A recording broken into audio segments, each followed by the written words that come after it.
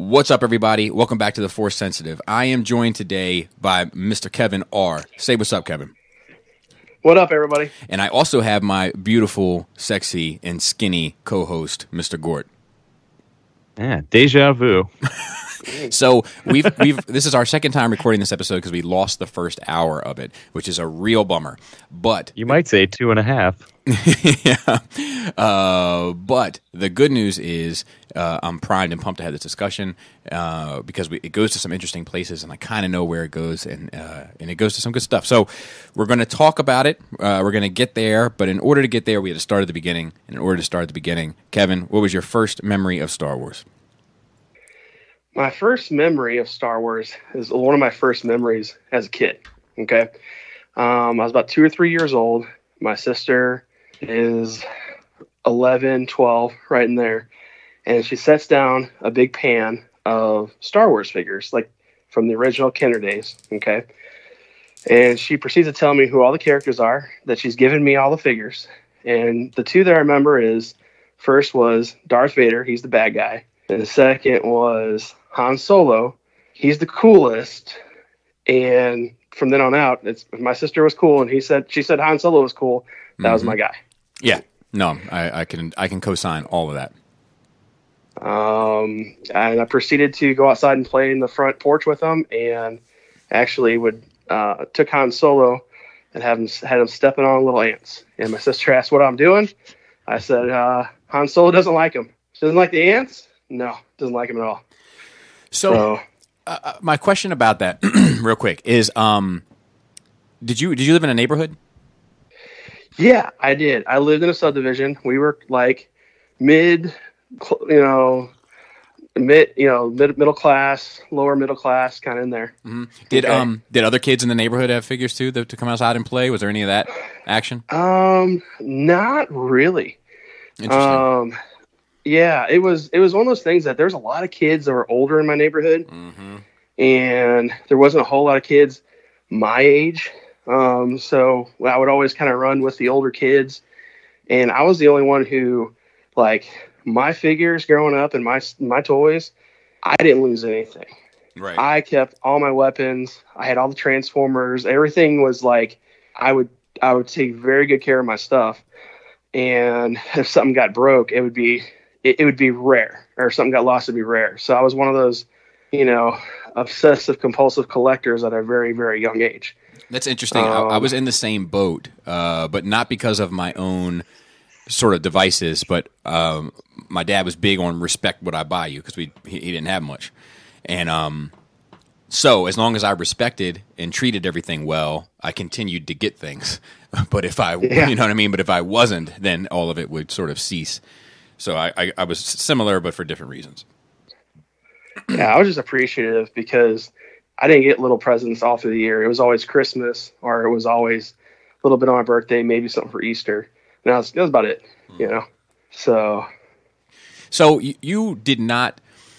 So you were telling us before that you had an interesting way of being sort of exposed to the media. Yeah. Why don't you tell that story? So in St. Louis, there's these theaters that were like dollar shows. Okay. So the first time I saw Star Wars was several years after it was released. They would hold back prints, and they would just have a special showing of Star Wars or Rocky or, whatever movie they wanted to show. And again, I was 2 or 3 years old. I fell asleep. I was woken up by my dad to see the Sand People, and I was woken up by my dad to see the Death Star explosion. But up to that point, my exposure was my sister also gave me some records that was the story of Star Wars. The records were A New Hope and Empire. And it was actually dialogue and sound effects and everything lifted from the movie, condensed down to 45 minutes with a narrator explaining, what was kind of going on. And that was, I remember I had a Fisher-Price record player, and I had it for years because it was the only record player I had. And I would play them all the time. And I took good care of them. None of them scratched or skipped either. So it was like, but I can't remember how many times I went to bed listening to them, or woke up listening to them, and then I had the cards, the Star Wars cards and stuff. So I was really familiar with those two movies in particular. And I got to see Star Wars, I saw it on TV, before video cassettes and stuff. And then came Return of the Jedi, which... Well, let me interject real quick, because I didn't quite have a good grip on this the first time, so it's good that we're going through this again. Yeah. So I'm going to fine-tune the question that I asked you the first go-round. Okay. Were there any characters, because obviously, so you're listening to sort of like the Little Orphan Annie version of Star Wars, but it's using the sounds, the dialogue, all that from the movie, and then it's having a narrator fill in the stuff that can't be sort of expressed in that manner. And then you also have the toys, so you have some sort of visual idea of what these characters look like. But were there any that you didn't have the toy for, and that you only had heard in the show as a character, that then you saw on the big screen and were either like, oh, that's kind of how I imagined it in my head, or that the Yoda's 2 feet tall? What the fuck? Was there anything like that? Gordon and I were just talking about the yellow lightsaber, for one. That Kenner had a yellow lightsaber. Yeah. And it was, and it was one of those things that when I saw Empire later on, which was probably the one that I watched the most of, and we'll get there, but I was like, this lightsaber's blue in this one. I'm like, what color was in the first one? And then it started like clicking. I'm like, huh, what? Okay. So that was one big one that I noticed. Gotcha. Any of the ships or anything like that? Like, I'm trying to put myself in that space, and I'm trying to imagine, my eyes closed, and it's like, and then the X-Wings took off, and I'm like, the X-Wings, like, and then I'm like, oh, okay, that's what that looks like. Well, I had like I said, the records all had pictures, and then I had all the Star Wars cards too that my sister gave me. Oh, okay. So you had enough visual reference to sort of fill it all in. Okay, that's cool. It was kind of like fill in the blanks. It was like, okay, well, this is what this scene is. This is what this scene is. And that's, going back to those records, it's something we didn't talk about before, was I already knew Darth Vader was Luke's father. And it was actually, my parents told me, but it was also in those records. So listening and hearing those two stories over and over again, it was, I already knew about it before I saw the movie or anything. Right. And now, much like many of our guests, you saw them out of order. So you had seen Star Wars, and now you are going to see Return of the Jedi. I saw Return of the Jedi. I was 4, turning 5. Okay. And my dad didn't want to take me at first because I fell asleep during Star Wars. I begged and begged and begged. He took me because, and going back to it, I just want to give your dad a couple petty points. I'm a father that would probably very much take that same sort of stance. So I just want to say that the pettiness is strong with him, and I can appreciate it. Well, yeah. And the fill in the background too was my whole family loved Star Wars. My dad was a huge science fiction fan, grew up watching Star Trek. So when Star Wars came out, he loved, because he loves Westerns too. Mm-hmm. So it was huge for him. He was a big fan. My sister, obviously, she had the toys and stuff. She was into it.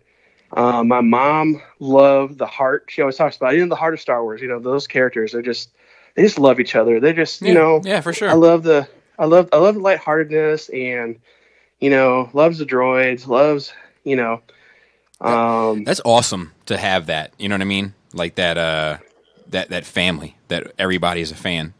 Like that's cool. I mean, it was just my dad and I, and my dad dug it, but like we couldn't have any real discussions about it. He would just be like, "Yep, it was. That was, Bob. I think the Force might actually be somewhat of a metaphor for religion." I'm like, "Yeah, no, I think so. I'm pretty sure." And he's like, "Yep. That's about it." But yeah, I mean, it's awesome to have like this whole family structure that kind of celebrates this one thing, and everybody's sort of on board. And my dad would talk about it. Like, he'd be like, well, so we'd be in the car, and he'd be like, so, Luke got his lightsaber from Obi-Wan, and they went, and he liked to kind of retell movies and stuff while we would drive and talk about it and tell me about it. He's a storyteller kind of in that sense. Uh-huh. So it was always something that, you know, we really enjoyed. And, you know, I'll do my Bane impression again. Some of you nearly adopted the Star Wars. I was born in it, raised by it. Yeah. That was where it was.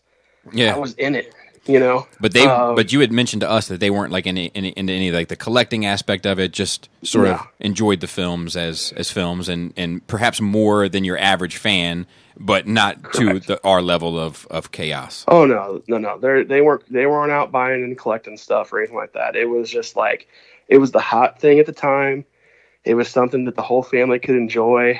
And then we went to go see Return of the Jedi, and my dad read me all the subtitles from Jabba the Hutt, and I watched it. I ate it up. You know, Luke with the green lightsaber doing, you know, Jedi stuff, and seeing everything on that screen. You know, Yoda dying was weird, you know, because again, I'm a kid. I'm like, oh, what is going on? The whole scene with the Ewoks and, you know, Darth Vader and the Emperor, which the Emperor was a little scary, you know, kind of thing. But, you know, they took care of him for now. Can you imagine? I hate to cut you off, but can you imagine? Yeah. It's just as you were talking, and I kind of, you know, we're all kind of privileged at this point where we know where all this conversation ends up. But can you imagine? You're a kid. You're 5 years old, and you're seeing Episode 9 for the first time, and then you go back. You know, a couple years go by, and you get to watch Episodes 1, 2, and 3, and then you get a rumor that they're going to do 4, 5, and 6. And now you're, you know, eyeing down 40 or rounding the 40 bend. And little teddy bears take out your beloved stormtroopers.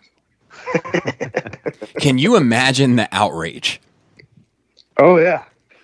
There's another little nugget to chew on, you know, to think about, like, because I love all that too, you know, and as I get older, some things do become more troublesome, you know, when he says an entire legion of my best troops, I'm like, these fucking guys, this is the SEALs of the Empire, like, right, you know, right, yeesh. But you know, the Emperor's kind of a bullshitter anyway, so you know, he can say whatever. Yeah, that's true. That's fair. That's fair. They could have been like, oh, we got these idiots down here. All right, well, here's how he's going to play it, Lord Vader. They're the good ones. Yeah. They're the best. We'll tell them a legion of our best troops. There we go. Oh, we got them. Or, you know? Gort, we could add to our classic deleted scenes, our bullshit deleted scenes that weren't ever there, where he's like, an entire legion of my best troops await them. But then they cut out the scene where Vader's like, oh, as it turns out, my lord, we had to get just any troops because the best troops, they were busy, so it's just some troops. You meant to say it was an entire legion of some troops. This is Mace Windu on the way to the Emperor. Yeah. Same thing. His Jedi. Yeah, I need four of my best. I need four of my best guys. We don't have any of the best guys. Any four guys will do.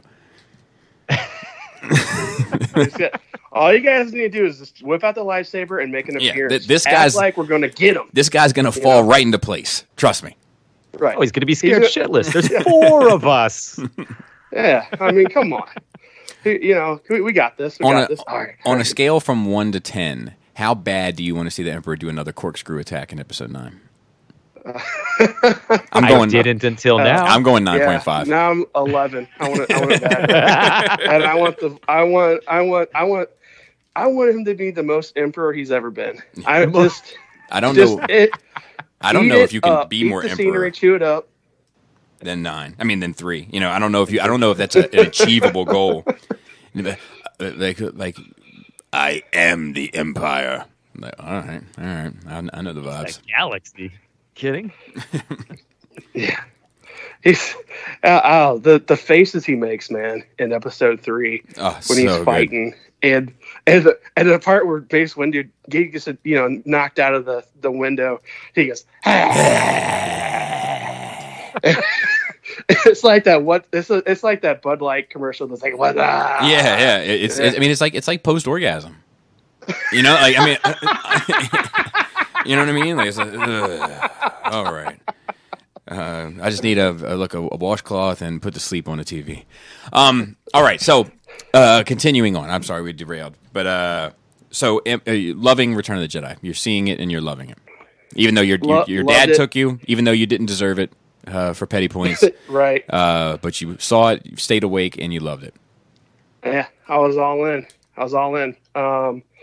My sister went with us too, and Mom. I don't know if Mom went or not. I can't remember. I don't think she did. I think she wasn't really big into going to theaters at the time for whatever reason. I think she had a broken ankle or foot or something that kept her away, which was a bummer. But we wasn't a broken heart. Was that? She just lost the will to watch them.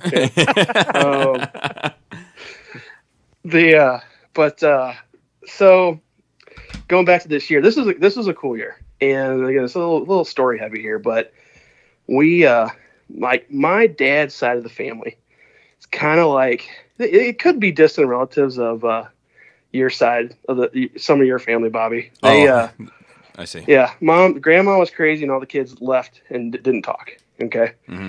But this was the year they decided, hey, we're going to not keep Kevin from his grandma. We're going to let them meet him and stuff because they deserve it, blah, blah, blah. So it was a big family gathering at Christmas. First time I ever seen this side of the family, knew about it. And my dad, they asked him what I was into. And he said, well, he doesn't have any Star Wars figures from Return of the Jedi, and he's really into Star Wars right now. So they got me every single like creature from Jabba's palace. I got Jedi Luke. I got the Max Rebo band. I got Jabba the Hutt. And a lot of the older kids sat there and like helped me set it all up because they want to play with it too, but they wanted to play with me with it because it's cooler, you know, if they're just hanging out. And they loved it too.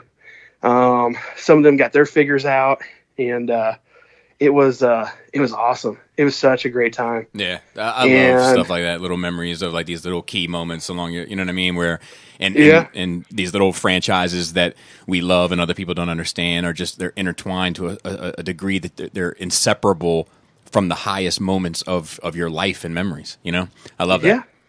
Yeah, and it continued on that night. How so?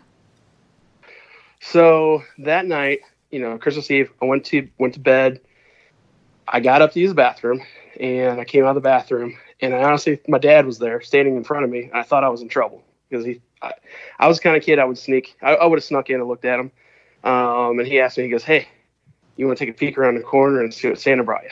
I'm like, "Yeah." So we go around the corner, and I see the Christmas tree, and I see a Darth Vader head underneath the Christmas tree. This kind of, you know, lit up to the side. I'm like, what is that? So I go back to bed, can't sleep. And as soon as there's a little bit of light, you know, I woke up my parents and my sister, and I said, we got Christmas, you know, Santa Christmas presents.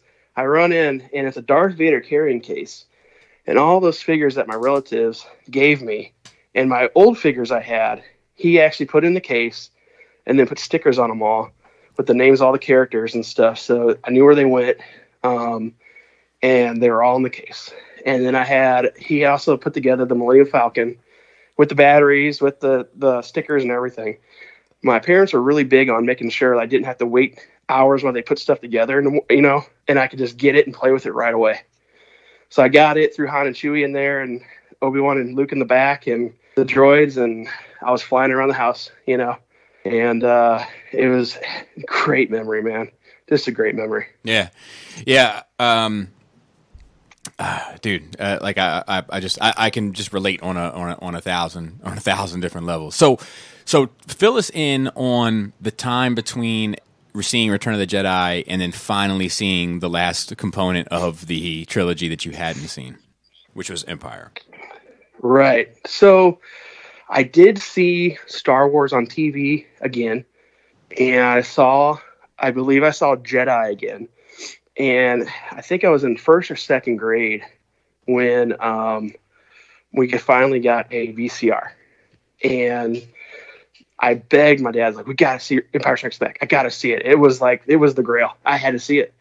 I've listened to this record so many times. I looked at these Star Wars cards and the storybooks and all this, and I knew the story. And they came home. It was a plastic case with it, and it said on the front of it, The Empire Strikes Back. And I opened it up, and it had like the logo and everything on it. They didn't actually send home the actual box with the art and stuff. They always put it in a plastic case. So popped it in on a Friday night, and I watched it back to back all weekend long. And I had to memorize it. I knew it was like my only chance. I knew we had to return the video in a few days. And I just watched it over and over and over. One of my buddies called up and said, "Hey, you want to come play?" I said, "No." I said, "I'm kind of busy." And he's like, "What are you doing?" I was like, "Oh, I'm watching Empire Strikes Back." We got it. We rented it. We got a VCR. He goes, "Well, can I come watch it?" I said, "Sure." He came. We watched it. I actually started over when he came because I was somewhere in the middle. And he's like, "Hey, you want to go out and play?" I'm like, "No, man, I gotta keep watching this." So it was, I don't know how many times I watched it, but I definitely rewound and watched that thing over and over. It was great. And how old are you when you see this? First or second grade. Okay. So what do you remember? This is one of my favorite, or not favorite, but most interesting questions to ask people. Like you said, you loved it as a kid, and I did, and I did too. But do you remember what you loved about it as a kid? Like specific sequences or moments or, arcs or whatever. I loved everything that filled in the gaps with Yoda and Luke on Dagobah. That's very mature content for a first or second grade. You know what I mean? Like that's a surprising answer. But I guess understanding that you're missing this big chunk of the story and getting to see it, I guess that makes sense. Yeah, and the records didn't really focus on it. It was like a couple things here or there. One thing I will say, this is a sidebar, but it really upsets me sometimes how all these different releases have different dialogue and different beats. Like one of the things that's lost is you're lucky you didn't taste very good, to R2. It's not in the Blu-ray, and it's not in they took that line out. It's in some releases. Older versions. Yeah.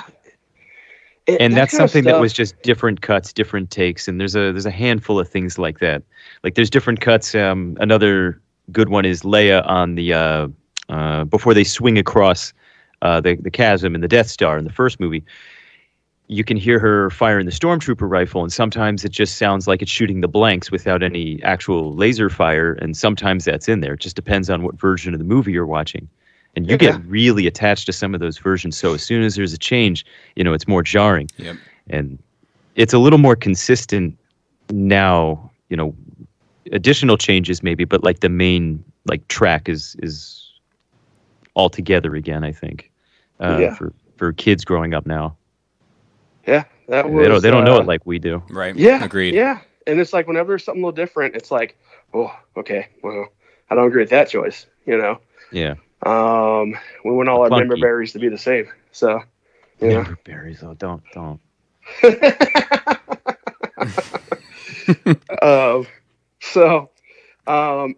part of that whole thing with Yoda though was I grew up extremely religious.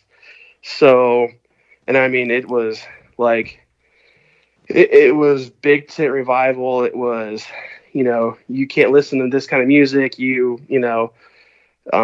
Fake miracles. I mean, just like heavy. We didn't handle snakes, but we were thinking about it. It was that kind of cult heavy. One guy was the leader kind of situation, and so the religion part of the Force definitely resonated with me, and I just was like, oh, it's that familiarity. It's that kind of like that connection of, hey, you could change a few words out that Yoda says and compare it to God, So we're going to get back to this in a big way when we get to the EU. But I don't want to rush into that conversation quite yet. So let me ask you this. As a collector, and real quick, because we don't cover this later on, but are you still collecting Star Wars? Yeah. I mean, I say that not knowing. I say that as if I don't know the answer, but for the listeners. I never stopped. Actually, I sent you one of the things that you put in one of your videos for display. You put at the end as one of your favorites. And off to the side, it was a life-size R2-D2. Oh, yeah. And, that is one of my favorites. It's because it's one of the few out there that showcases the Transformers collection in a unique way based on size rather than character or season, and it ends up making sense display-wise. It's one of the few I've seen do it. But anyway, I appreciate that, man. Yeah. No, I think it's well done. So what all are you collecting Star Wars now? Well, thanks to you, Bobby, I've started getting some Black Series, and then it just blew up. I'm like, all right, I want to get this, and then I started getting the SH Figworks Yoda that you did one. I was like, oh, damn, I gotta get that thing. It's like $90. That's a pretty cool figure. And then I like the SH Figworks Jedi Luke, and the new Vader's pretty good. And then see what's the other one I got? I got one more. Which one was it? Oh, I got the Boba Fett, the Return of Jedi Boba Fett. He's fun. Yeah. And I got anything that's Mandalorian or that costume. I bought them all. I got Django, and I got the convention special. Let's just condense it. Let's condense it. So we're doing SHF. Yeah, we're doing SHF. Yep. Are you doing Black Series as well? Series. Okay, Black Series as well. Series. 3 3/4. Vintage only on the figures. I'm with but you. I do mix in some of the newer sets and vehicles if they make sense or they look a little better. Real quick, a lot of it's same mold. I don't want to because we could have a whole conversation on this alone. Oh yeah. But I think 5 POA, as well as they're sculpted and painted well for background characters, is fine. Yeah. Like if they had 2 different Star Wars 3 3/4 lines, and one was the hyper articulated, more elite kind of characters, and then everything else, all the supplementary material, like the praying mantis in the back of the bar, was all done 5 POA. Like it'd be perfect. Because I don't think you need the praying mantis to be able to like do the Iron Man pose. Do you know what I mean? No, you definitely have a point. But when I say vintage, I'm talking about the Kenner stuff from the 70s and 80s. Not the vintage collection. I know it gets confusing when you're doing searches. I misread that. I totally misread that. But that's interesting. So, like, you how many are you missing, if any? Well, and to kind of go back to later on, I talk about toy shows and things like that. But I sold a lot of it because that was the old in with the new for years. And I'd always had a collection that was always evolving and changing. And it's like, it's nothing for me to be like, all right, I'm going to take half these masterpieces and sell them off and get some other stuff that I like and just keep this rotating displays, this is my home office or work office or wherever. And like right now, I'm just getting into the vintage ones. And I'm not like super heavy trying to find every single one. I'm more or less just trying to complete scenes. Like, you know what? I'm going to do a scene of the original Boba Fett, a couple stormtroopers loading up Han Solo on Slave One, Right. Jabba the Hutt obviously is a big one. And, that I just got my Max Rebo band back. So that was cool. Okay. So that's kind of where I'm at. But I'm not like, if I want to just buy them all, I just go buy them all. Right. I'm kind of I want to get back to the point of having fun. The hunt, and just see one here and there, grab them. Yeah, I love that. I love that. So, and it kind of takes us into how it was during the dark times, So we. And I was thinking, like, when you go on the hunt for something, is that reminiscent of how you came into possession of some of your earlier vintage figures? Sort of, even though most of my hunting now is online, just because of time. The only time I have to really get into this or look at this is like after everyone goes to bed, I can get on my phone and look at, a couple different apps or eBay or wherever, Facebook, Craigslist kind of thing and just see, I looked out and got a nice collection from a lady, had like 80 something figures. And I think I paid $1 a figure and I got a ton of them. Wow. Yeah. Yeah, I see a lot of $5 bin for vintage, but they're generally pretty beat. Yeah, I mean, some of them are great. I got almost it's mint Tuscan Raider cape and everything, just beautiful. Nice. That set. Yeah. So even though I hate them sand people, but anyway. Well, native Tatooiners. We're pushing up against the clock, so I wanna get into some of the heavier conversation. So moving into the dark times, I was saying how before I remember that period clearly. My mother had thrown away all of my Star Wars figures in a vindictive manner, like not by accident, but on purpose to hurt me. And I remember being on a desperate hunt to track them down at an age where you don't have that kind of income available to you. So you're looking for deals, you're looking for this and that. I remember going to secondhand toy stores and Goodwills and flea markets where I had the most luck, honestly, and then at toy shows and stuff. So how was that for you, that era, the dark times?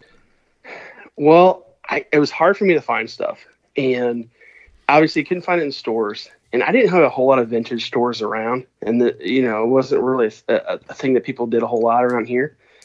And if I had a friend that had a Star Wars figure, I'd be like, all right, man, let's make a deal. Right. We got to work out to get these figures. Yep. So the big one for me was, there was a toy show, and it's actually still going on today. It's been going on for like 30 years. Over in North St. Louis, Bridgeton area, if anyone knows where I'm talking about. It's only a hop, skip, and a jump away from Ferguson. So, this toy show though, I had a friend of the family told me about it, took me to the first one, said they're Star Wars figures. I'm like, okay, yeah, right.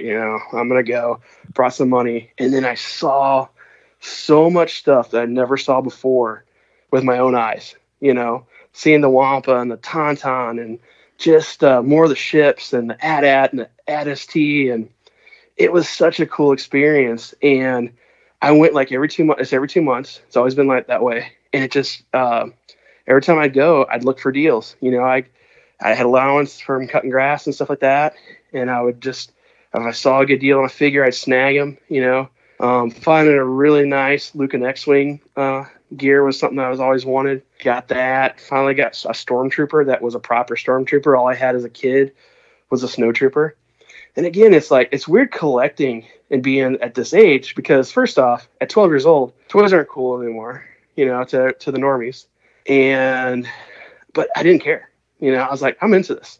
I wanted it. And I'd set them up in my room. I had shelves and stuff and would display them. And then I gathered so much of this stuff when I was 16.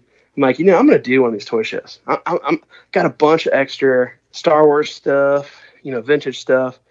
And it was, I think 95 right in there.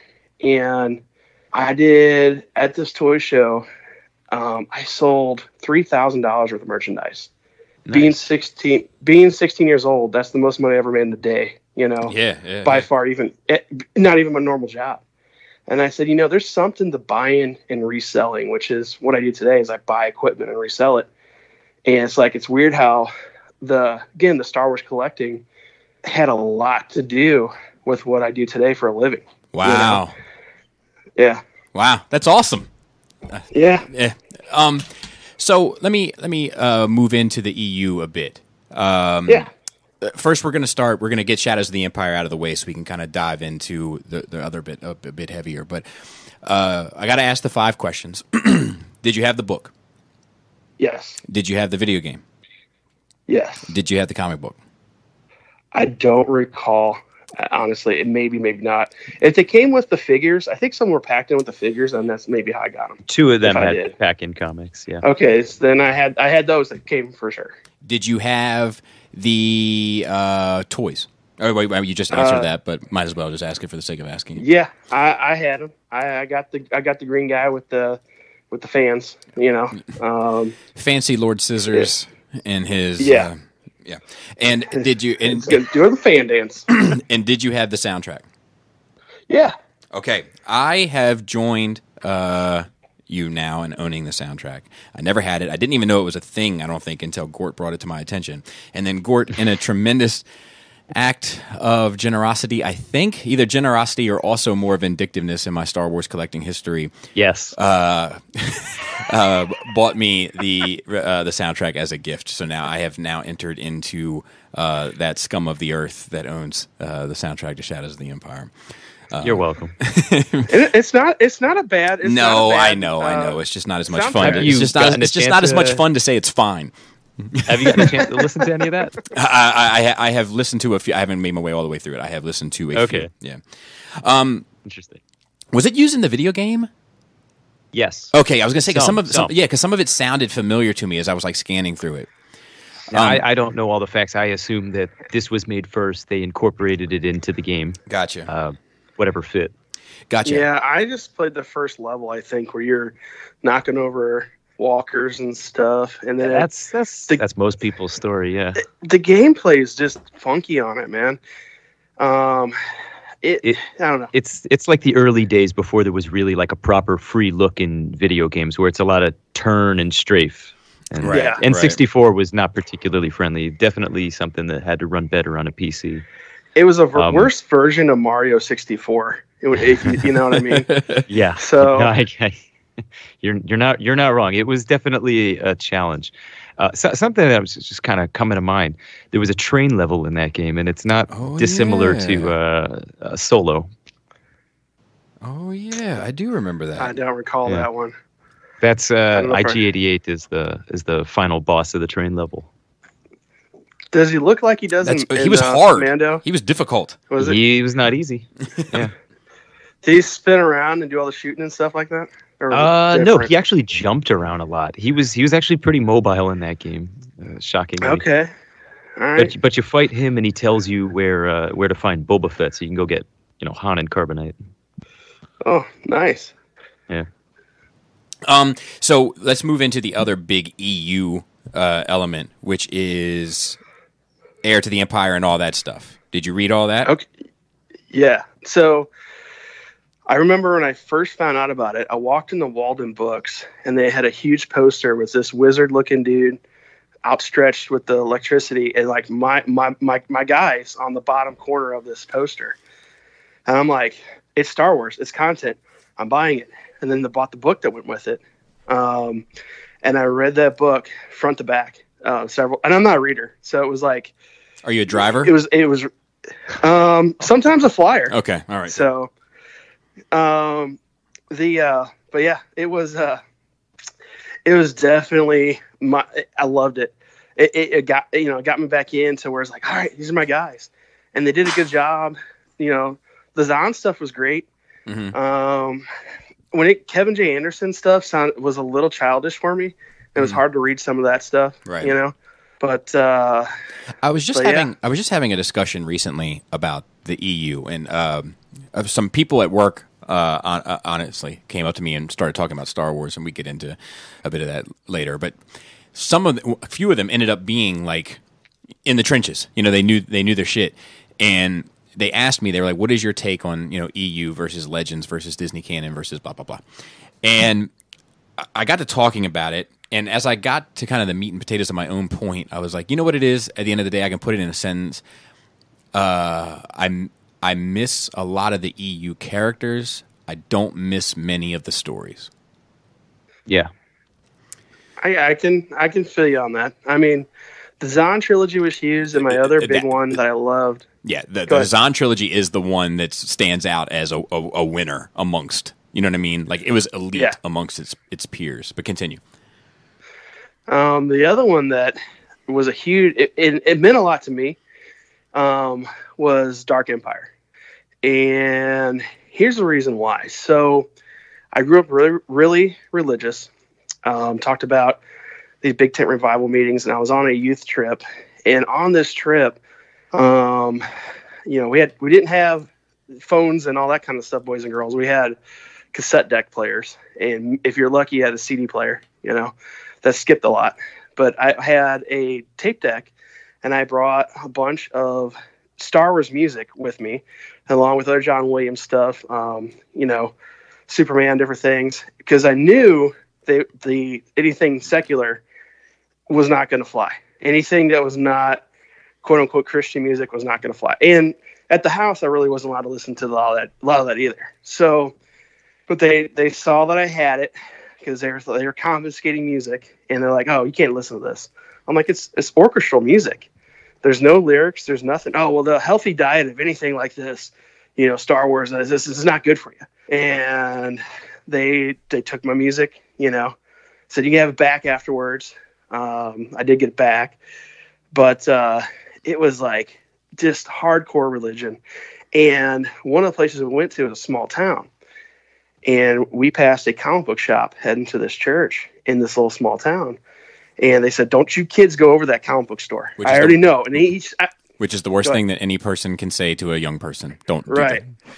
And specifically, she looked like right at me and my friend Randy, lifelong friend. And, our parents were friends. We're still friends to this day. He was with me. And we're just like, okay. So, of course, we go there, we settle down. Everyone kind of goes off. "All right, you got some free time. You do what you want," kind of thing, And I looked at Randy. I'm like, "Hey, man, you want to go?" He's like, "Yeah." I'm like, "Yeah, me too."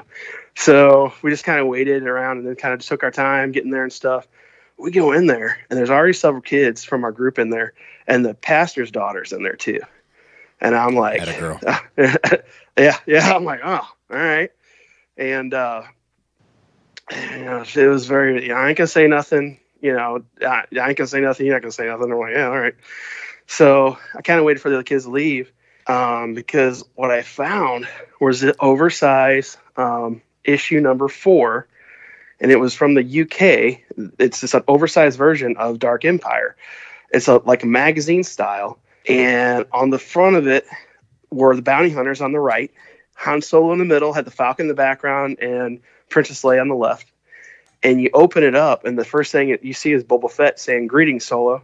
And I'm like, "Oh, I have to get this. I got to buy it." So I actually took the book, hid it underneath my shirt after I paid for it, and took it back, put it in a suitcase so they wouldn't find it, and waited several days until we finally went to a host home that I actually had my own room that actually could shut and lock. Okay, so I get it out, and I just read it over and over and over all night long. It was like a lifeline. And a lot of people don't like the artwork. The story's good, and some of the art's okay in different sections of it. But to me, it just meant a lot because it was that.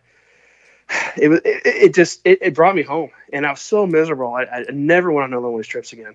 And my friend Randy, the next day, he was staying at the same place. He's like, "Hey, can I have it tonight?" I'm like, "Yeah." So he was seeking and reading too. It was like it was weird. It was like we're sneaking a porno mags, but really it's just a Star Wars comic. And when you told me this story, I was absolutely floored because I mean, it sounds like you're in the Dark Ages, like not having to burn your books. You know, like it was the most outlandish thing. But I can also relate because I went to a Christian school for 2 years, and I remember, I was being raised Catholic, and then my mom had to become Episcopal because she got married too many times because she was definitely outside. And we had to become Episcopal, which is all of the religion with half the guilt. And then I remember going to a Christian, like a Presbyterian school, and them, telling me like Catholics weren't Christian, Catholics go to hell, talking about, Mary Magdalene, all that kind of stuff. And not Mary Magdalene, but Mother Mary rather. And talking about like she was just a regular gal and me being offended by that. And the kind of for those that don't understand or that grew up like in a more evangelical or Protestant type of Christianity, like the Catholic approach for all of its pomp and circumstance, regarding the upper echelon of that kind of organization, when it comes to like the boots on the floor folks, like just the regular Catholics that go to work and go home. It's not as fundamental in its philosophy, and it's not as fanatical as a lot of the more Protestant, divisions or denominations of Christianity. So being placed in that, I remember having, being told that Mortal Kombat was going to send me to hell, that it was the Satan, it was the devil. And I loved Bram Stoker's Dracula at the time, and that was the devil. And secular music, that was the devil. And, people telling me the dinosaur bones was the devil had put them there for archaeologists to find to make them think that God wasn't real. That is like the worst thing anyone can say. Yeah, I mean that was this school's reality. I learned that in a science class. That the devil put dinosaur bones for man to find to throw him off of God's trail. That's a fact. Well, no, let me clarify. Yeah. That's not a fact. The story I'm telling is a fact. Yeah, there was so much just. It was heavy, man. They'd have like CD and tape burnings, and they would I remember at one of these big tent revival things, some of the fake things that they would do, showing like how to do the growing your feet longer with shoes and making it look real, and just different parts of it. And it's like I got to see a lot of behind the scenes, but if I would have said anything, it would have been no, that's not true. That didn't happen. And my parents were like, okay, they don't like anything Star Wars, Star Trek, anything that you would, really be into, like, just downplay it. Okay, don't talk about it up there. And when all this went down on this trip in particular, I kept getting hammered about Star Wars. And I'm like, you know what? I'm like, and I threw my parents under the bus. I said, they like it too. And I knew they wouldn't. And I said, why don't you go talk to them? Which really pissed them off. And because I knew my parents they would tithe or give money to the church, and they would give a lot of money to them. Right. And they're not going to say anything to them, So, and it was very much like, we all had the devil and they had to get prayed out. And it was crazy. It sounds like you're making it up, but it's all true. Yeah. Yeah. It's wild. And we were talking, when we had this conversation before, how growing up to me, and especially being faced, with these folks and their sort of theology, the Force always made a whole lot more sense to me, where it was just like, do good and you're on the light side, and do bad and you're on the bad side. And it's clear cut. I read or I listened to an interview recently. I can't remember what it was, but they were talking about how the Force, life and everything is this kind of filter for the Force. Like the Force is just the Force, and then it moves through you, like Yoda says, and like you become this kind of filter of the Force, and then what you emit, in actions and in your, whatever, everything that you do is your, is how the Force moves through you. So like it becomes different in different circumstances, and the Force speaks to you differently. To draw it into episode 8, which we're going to get to here in a bit. When Rey's sitting on the thing and she's talking to Luke, the Force is moving through Rey then, just as it was moving through Rey when she was 4. But when she says things like, it's just like it's moving rocks and stuff, right? And it's like, well, no, there's a lot more to it. But then at the end, she ends up having to move rocks, because the shit is just in her a certain way. Like she's filtering the Force a certain way. It's always going to lay itself out for her a particular way, the same way it lays itself out for Boba Fett a particular way, and Broom Boy, or as I like to call him, Oh Broom One Kenobi, at the end of episode 8, or or whoever. Mouthful. That it always, there is like this this water aspect almost to it, where you put water in the cup, it becomes the cup. It's always going to react to. And all that shit used to make sense to me as a kid in a way that, I remember asking my mom, I remember asking the priest, wait, the snakes were walking and talking? And then God took the legs away from all snakes because of this snake? Like all the other snakes got to fucking bite the bullet because of, you know what I mean? None of that made as much sense to me as just the Force moves through everything. I don't think people, especially religious people, give God enough credit. I think that they're, only a Sith deals in absolutes. And I think that there's a lot more to God, and in my experience, than what people give him credit for. Mm-hmm. After all, we're just people. I'll say, you know, and I don't want to get too into the woods on this because we still got to cover we got to cover the prequels real quick. But there was the current pope had this statement, right, where they were like, you know, because he's kind of softer or you know, less judgmental on certain things that the Catholic Church has kind of been historically judgmental upon, homosexuality being one of those things. And they asked him, they were like, "What do you think God changes?" And he was like, "Yeah." And they were like, "Well, how do you justify that?" And he was like, "Because God is in us and we change." And I was like, "Whoa, this fucking guy, give this guy a beat. He's this guy has fucking bars underneath him." But anyway, so let's move into the prequels because you told me one of the best things I've ever heard in regard to approaching the prequels. So go ahead and tell that story as Episode 1 was approaching. So I watched the trailer over and over and over again.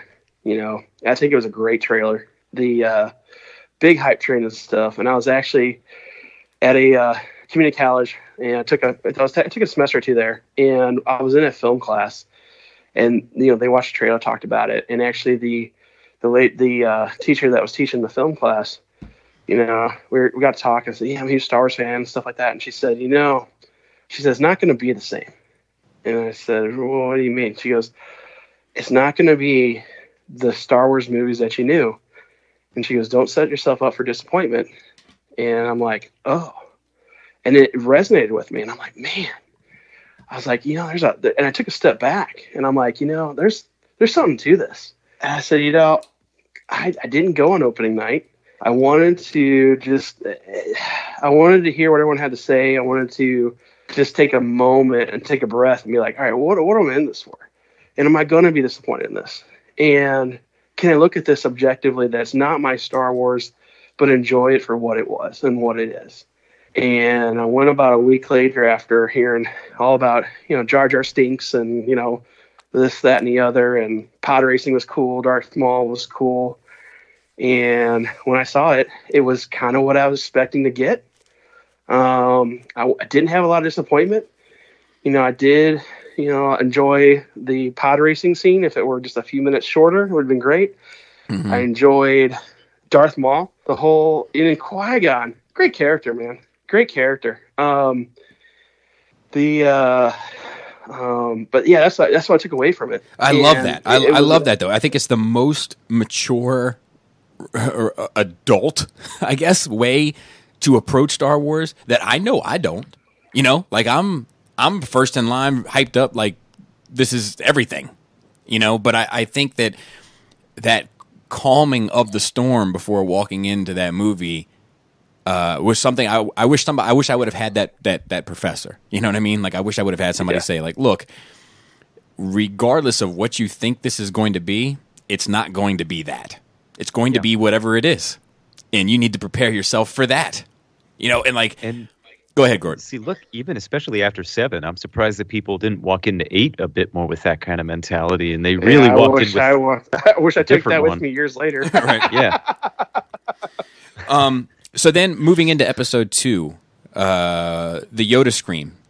Do you love it? Yeah, give me more of it. Yeah, I love it. It's my ringtone. It's my ringtone only for Gort when he calls him. I hope that's true. Oh yeah, yeah. Colossus from the X-Men arcade or Yoda's scream, who did it better? Colossus. Oh yeah. Oh my goodness. That's a great one. The only thing I hate about the game is it took away your power. It took away your life using your power. Yeah. That was dumb. Yeah. Well, I mean, get more quarters, I guess, is the name of that game. But yeah. So that's all games. Yeah, for sure. The Yoda fight scene, you love it. Oh yeah. There's just this whole like opening the cape and the lightsaber, and just I did expect it to be more like force power with more lightning and this, that, and the other. But still, I love how they did it. I thought they did it smart, because how are you going to have this little guy fight, people that are 3 times the size and be a threat where you're the best swordsman on the Jedi Order, Yep. And I think they did it. And I remember some people like laughing because they thought it was funny. But for me, I was like, oh, finally. I was right there with you. I was like, he seemed like a viable threat. Like that seemed like a hard thing to stop. And I think having him be on 2 feet and just use the lightsaber the way that anyone would, I think that would look goofy. Yeah, that would have looked dumb. It just really would have. Kick that thing. Right. We talked before, I think it was before anyway, when we got to this about pacing, and how 2 has a very slow pace to it until you get to kind of the Geonosis, and even more specifically until the Republic clone ships come in. It's very slow paced, and it might be the slowest paced. And 7 might be the fastest pace, where 7 kind of puts the gas on and doesn't let you breathe.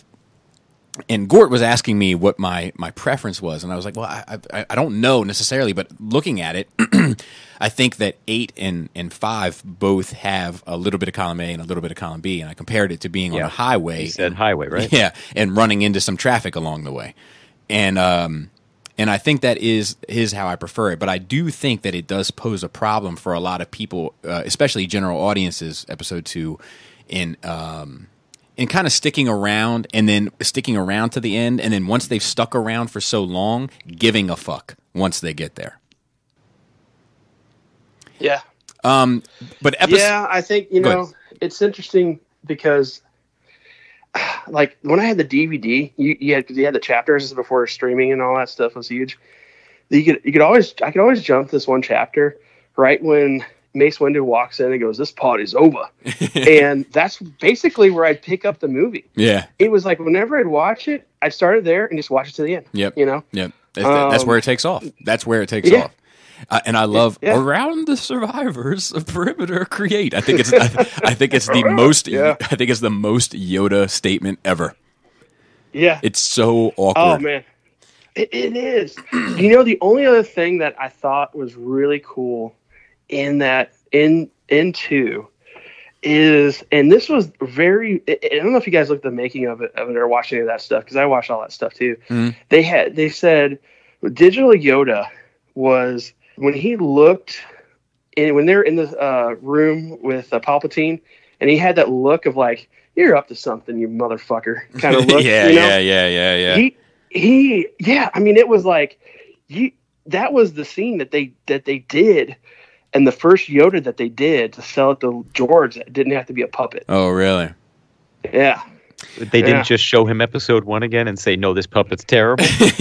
Well, they're like, "Look, we don't know what the right choice is, but this is the wrong one." Right. Well, that whole thing, to get the ear shaken the right way, like a puppet does, and have it be that kind of seamless look, and that transparent, slightly transparent, ear, where, because there's a thinner rubber or whatever, and you can kind of see through it. And I do remember that in the bonus features. Yeah. Moving into Episode 3, how did that sit with you after having kind of fair to lukewarm, so to speak, response to the prequel trilogy? What did 3 do for you? Again, skip forward to the scene with the opera. Mm-hmm. That's, I watch from there to the end. That's how I watch those 2 movies. I know it sounds weird, but it's like, that's when it really feels like Star Wars to me. And it's the last part of Revenge of the Sith is the most Star Wars of the prequels, in my opinion. Yeah, me too. Because it gets into, him killing the younglings, and gets into, which my wife and I watched it for the first time. She goes, "Oh my God, he killed all the kids?" I'm like, "Yeah." She goes, "Oh, I don't like him no more." Mm-hmm. And I'm like, "Oh," I was like, "Well, it did what it was supposed to do," That and that have you ever heard the tale? Is that where you start? No, I was going to ask. You were talking before about first of all, I agree with you about the end of that, and Yoda and Palpatine coming up through the Senate is one of my favorite sequences of Star Wars ever. But you were talking before about how much you love Obi-Wan after seeing the prequel trilogy. Yeah, talk about that a bit. Well, Obi-Wan to me is one of those characters that when he was in the original trilogy, I loved him. but now I really love him. It's right. like Ewan McGregor just like channeled the dead Alec Guinness. I don't know. I don't know how to explain it, but the way he did everything. And this is a man who gives up the rest of his life to look over the person just cried out and told him he hates him, kid. And he's the most sacrificial character that he's always doing something for somebody else. Yeah, I agree. And, you know, even the scene, and we didn't talk about Rebels very much, but the scene with him and Maul, where he just holds his enemy and tells them, yeah, is this the chosen one?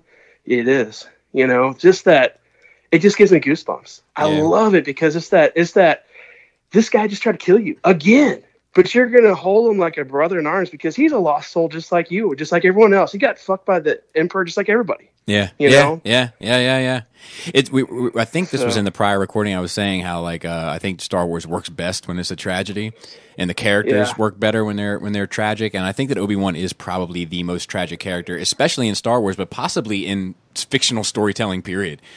Like he's a Jedi with all sorts of on the right track to be right in line for Grandmaster Jedi someday, highly esteemed. But his mentor is going against the grain and in a way keeping him, the only thing preventing him from moving forward in the kind of golden child way.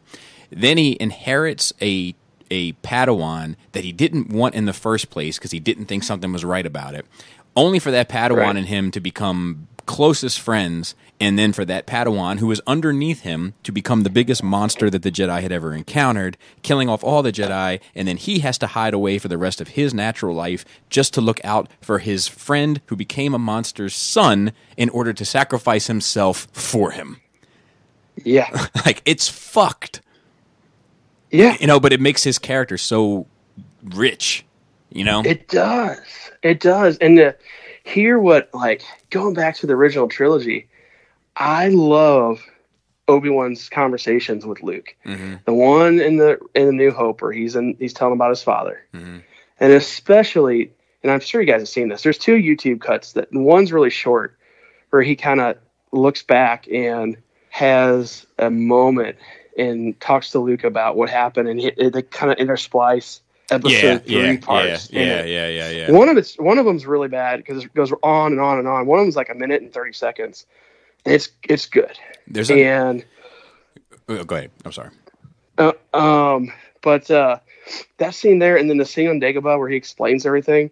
I just there's something about him talking to Luke that always resonated with me. It's like that, you know, even though he lied and your different point of view and everything, it's just like, man, the dude just did everything he had to do, you know? Yeah. Good or bad, however you look at it. He's going to do what he has to do to make things right, you know? You were talking about one of these YouTube clips. I'm going to recommend one for you as well if you haven't seen it.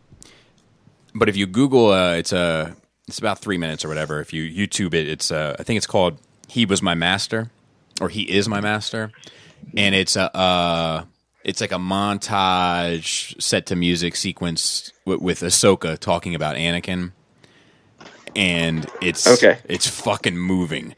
But speaking of Ahsoka, so what about the Clone Wars? Did you get into that at all?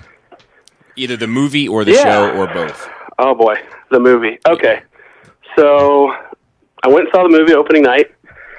Dismal crowd. It was not packed, which is the first Star Wars movie I ever went to. It wasn't like opening night, all sold out, right?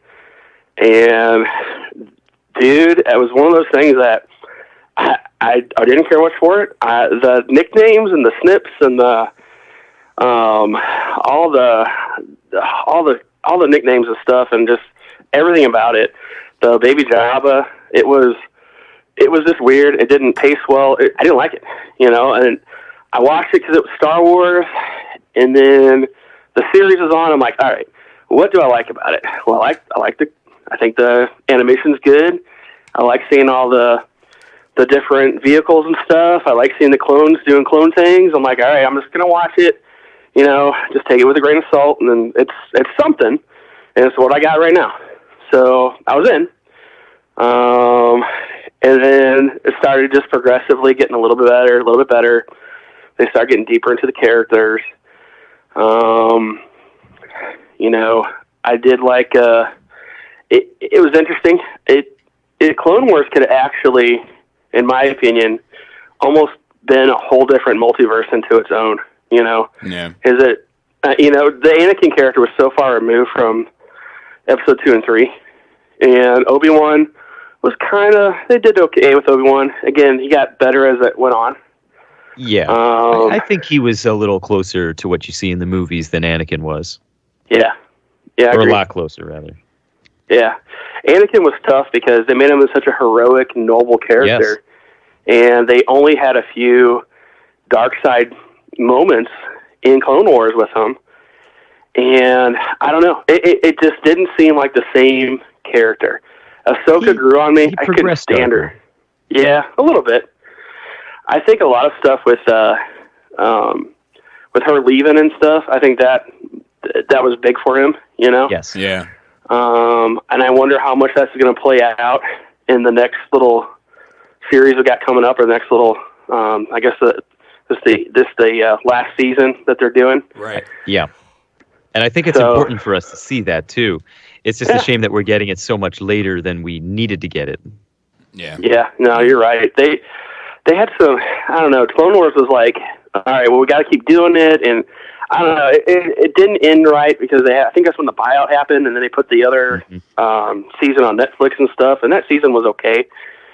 It had a lot to do with the clones and stuff, which, again, it's been a little bit since I've seen it, so a lot of it's like, I kind of remember these guys, I kind of remember this, kind of remember that, and it just didn't have the effect if it just kept going along the same road, Yeah, for sure. And like the other thing that I just had this conversation recently with a buddy of mine regarding, and like the character of Fives in the Clone Wars, like I would have watched a movie just about his life.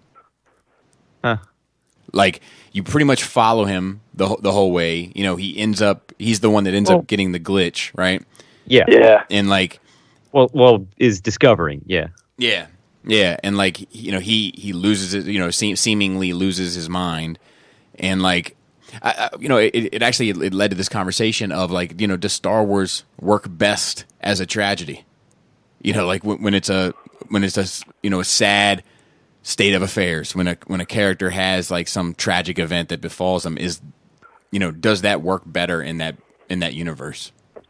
I think it's a good balance, so to speak, of the Force, where you have these high moments of adventure and this excitement and the good guys win. And I think the tragedy kind of brings it back down to reality. And you feel heavy. And again, you got to have those beats and those heavy moments to outweigh all the fun. It's a war. People are going to die. So, that's, you got to have it. And I think it is important to have tragedy and have the ups and downs to make it interesting. Yeah, I feel like it's always the more tragic characters that end up becoming the more interesting characters, within the franchise. And interesting that some of them happen to be clone troopers too. Yeah. I found it interesting how, like in Rebels, where Rex had pinpoint accuracy, and then he missed Obi-Wan on in Episode 3. Yeah. Huh? Yeah. That's a different character. Is it? I thought it was. Yeah. I thought it was Rex. You're thinking, Cody. Oh, that's right. What? That's You're right. right. That's right. My bad. Yeah, and not the King of England here. No. But I do believe that Cody is actually buying the Hot Toys of Cody. Really? That's cool. That's pretty awesome. Yeah. But yeah, you're right. That was Commander. Holy shit! Is there a Hot Toys Gort? Oh my god. So yeah, I gotta look for that. I was in a similar boat where I saw that the initial movie, and I was done. I was like, nope, I'm out. And then it wasn't until all of it was available on Netflix, and somebody told me like, dude, you really need to give it a shot, and I did, and then I was like, oh man, like I was actually mad at myself for keeping it from me. For so long, because I enjoy that series so much, especially, once it kind of finds its legs in season 3. Yeah. Yeah, and my dad actually. Sorry, go ahead. Oh, and I was gonna say not just the movie. Like the first season or two, like people talk about them being rocky. I don't feel as much that way. Like I do get it. But the new season that's coming, like it's very exciting. My wife has seen how excited I am, and she wants to rewatch that Clone Wars stuff because she had seen the movie first. I made that mistake because I just didn't think about it right, and I think it really kills the vibe.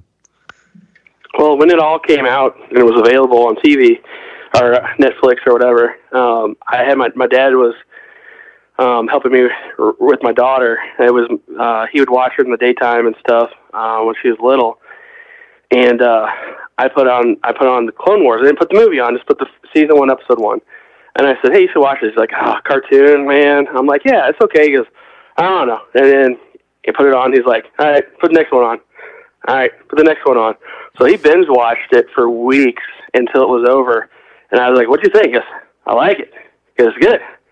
And I'm like, "Yeah?" So what'd you like about it? It's Star Wars, you know. And he said, you know, and I said, "Okay, cool." Same thing happened with Rebels. I put it on. He's like, because I told him, I'm like, "Hey, you know, you remember Ahsoka from Clone Wars?" He goes, "Who?" I'm like, "His apprentice." He goes, "Oh yeah, I know." Yeah. All right, she's in this, okay. And I was like, "This another cartoon?" I said, "Yeah." He goes, "Oh, Kevin." I'm like, "No, it's good. It's good. Trust me." James Earl Jones comes back and does the voice of Vader. I put it on. So he started watching that. Binge watched that one too. And then once we moved and I moved in and got remarried and stuff, he came over to my house. He goes, "I need to watch the rest of those Rebels. Can you turn it on?" I'm like, "Sure, Dad. Go on. We'll get you a spot and you can sit down and finish watching it and stuff." You know, when it definitely was cool because he's watching it with my daughter. So you got my daughter, me, and my dad. We're sitting down watching Star Wars cartoons, you know? It's a good time. Yeah. And then, you know, sort of like, you know, generational, you know, in that way. 3 generations of fans. What about hearing news of the buyout? How did that strike you? I was in. I'm like, you know what? They own Marvel. Marvel's kicking ass, you know? I really like the Marvel movies and the way they were going.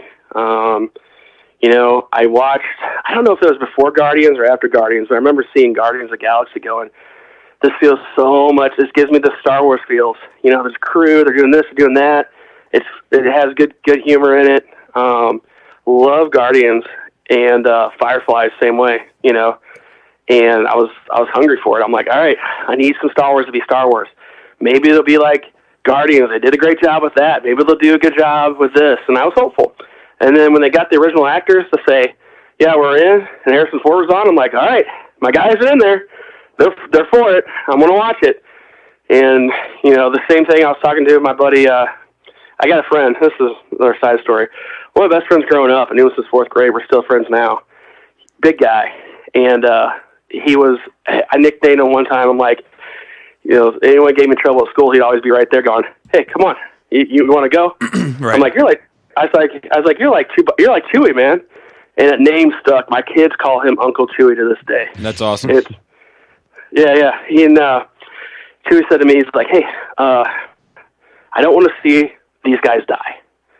I was like, "I don't want to see them all die either." He goes, "That's my only. I want to see them, but I don't want to see the death of all our guys, all our characters. You know, Luke, Han, and Leia." And it kind of resonated with me. I'm like, all right, well. We all went to go see the new movie. I guess I don't know if I'm jumping around too much. No. Go for it. Go for it. So we went and saw the new movie, and I'm watching it. And I'm going, all right, I kind of get behind. I liked the reluctant stormtrooper. Cool. You know, the Poke characters dying that fast. I'm like, yeah, well, maybe he made it. Who knows? Rey was interesting. I thought the whole scene where she's inside of the AT-AT and the Star Destroyer and all this stuff, I thought all that was really cool. But it was very fan service, which I don't mind. Some people really don't like it, but I liked that piece of junk and this the Falcon, and I'm going, all right, it just happens to be there. I'm with it. But as I started watching it more and more, I'm watching this whole thing. I'm like, all right, so you got on a sand planet, they find some droids. They have to get it back to the good guys. They go to a cantina. They meet Han Solo, not in that particular order. Han Solo helps them. Then they blow something big up. I'm like, this is kind of like the original Star Wars. And I said that to my guys at the end when we got done. And Chewie stood up. He goes, "They killed you off, man. They killed my boy." I'm like, "No, it's all good, man." I'm like, it's like someone had to be the Obi-Wan, and they call him Ben in that scene. And I'm going, oh man, it's the Ben Kenobi dies, and it's kind of like Han dying, It's the same kind of formula. And it's like, all right, I liked it. I really, really wanted to see those three together on the screen again. And the fact that we won't see it, it's a heartbreaker, Yeah. So, but I remember. I think I think that 7 is, it's far from my favorite Star Wars film, but I do enjoy it. Yeah. But I think that I could make the argument that 7 is probably the most fun Star Wars film. Like, it's just sort of a good time, with the exception of the. I'd say Solo. Solo is more fun. Yeah, yeah, maybe. I want to say yes to that because I really love the Solo movie, but I think for the layman, Episode 7 is something that's immediately accessible, and Solo, you kind of need a bit more grounding with the Star Wars to enjoy it the same way. Yeah, I can dig that. 7 you can jump in on. Yeah, you're right, and it doesn't matter if you saw the originals or not. You can still get a cohesive story. Yeah, it's very user friendly. It's very accessible, and it's I like that term. And it's very much a good time, with the exception of Han's untimely or perhaps timely demise. Yeah, that was a bummer. That was a bummer, man. It's like, I'm never going to see those three together unless they're all ghosts at the end. But Han's not a Jedi, so I don't know how it's going to work. But but there's might be some ghosts in this next movie. Who knows? Yeah. But so what about Rogue One? Loved Rogue One. I would put that up there. My favorite is Empire.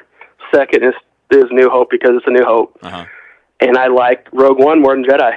I as the first. I loved it. It was just. It had a heaviness to it. It had a reality to it.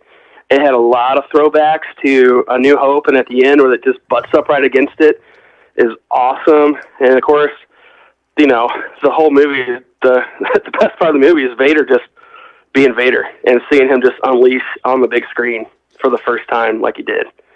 That was just every fanboy's wet dream, I'll tell you, it does make him coming through I feel like episodes 1, 2, and 3 make Vader coming through the Tantive 4 feel different.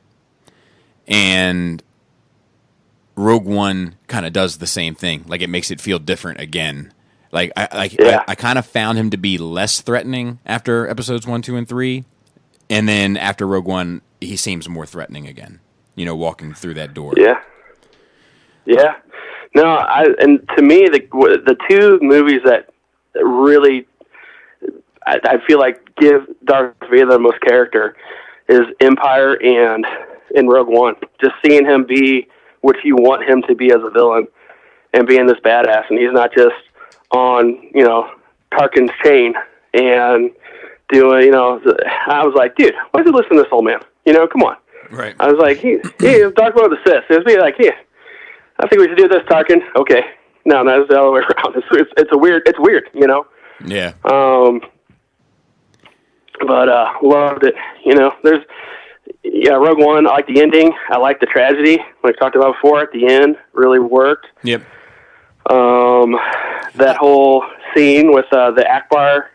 It's not Akbar, but the other Radis species like him. Yeah. And he's like says, about Rogue One and as they blow up and stuff. Right. And it's just it's great. It's also one of the best space battles, and I feel like it's maybe the Star Wars film since Episode 4 that feels like it has the most, introduces the most new characters that feel like part of Star Wars, like almost immediately. Like K2SO, awesome. Cassian, or even Jyn and her father and her mother, and then Krennic and Of course, Two Tubes and like all of those, like a lot of, well, not a lot. I mean, Baze, Chirrut, like they all just, they all just feel. No, you're there. You're there. They all just feel like part of the fabric of that movie. Of that universe, and I think that's one of my favorite. So, moving on to the most controversial. Talk to me about The Last Jedi. Talk to me about the build up process, and then seeing it for the first time before we start getting into the kind of the meat and potatoes of that film.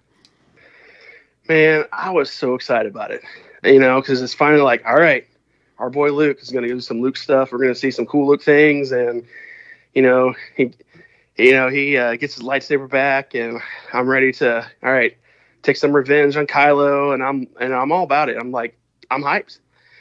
So it was just like, it was huge build up. When I saw it, it had such jarring moments in it. It just took me out of the film. It was like him throwing a lightsaber over his shoulder, and there's some beats in there that I liked. With him going back on the Falcon.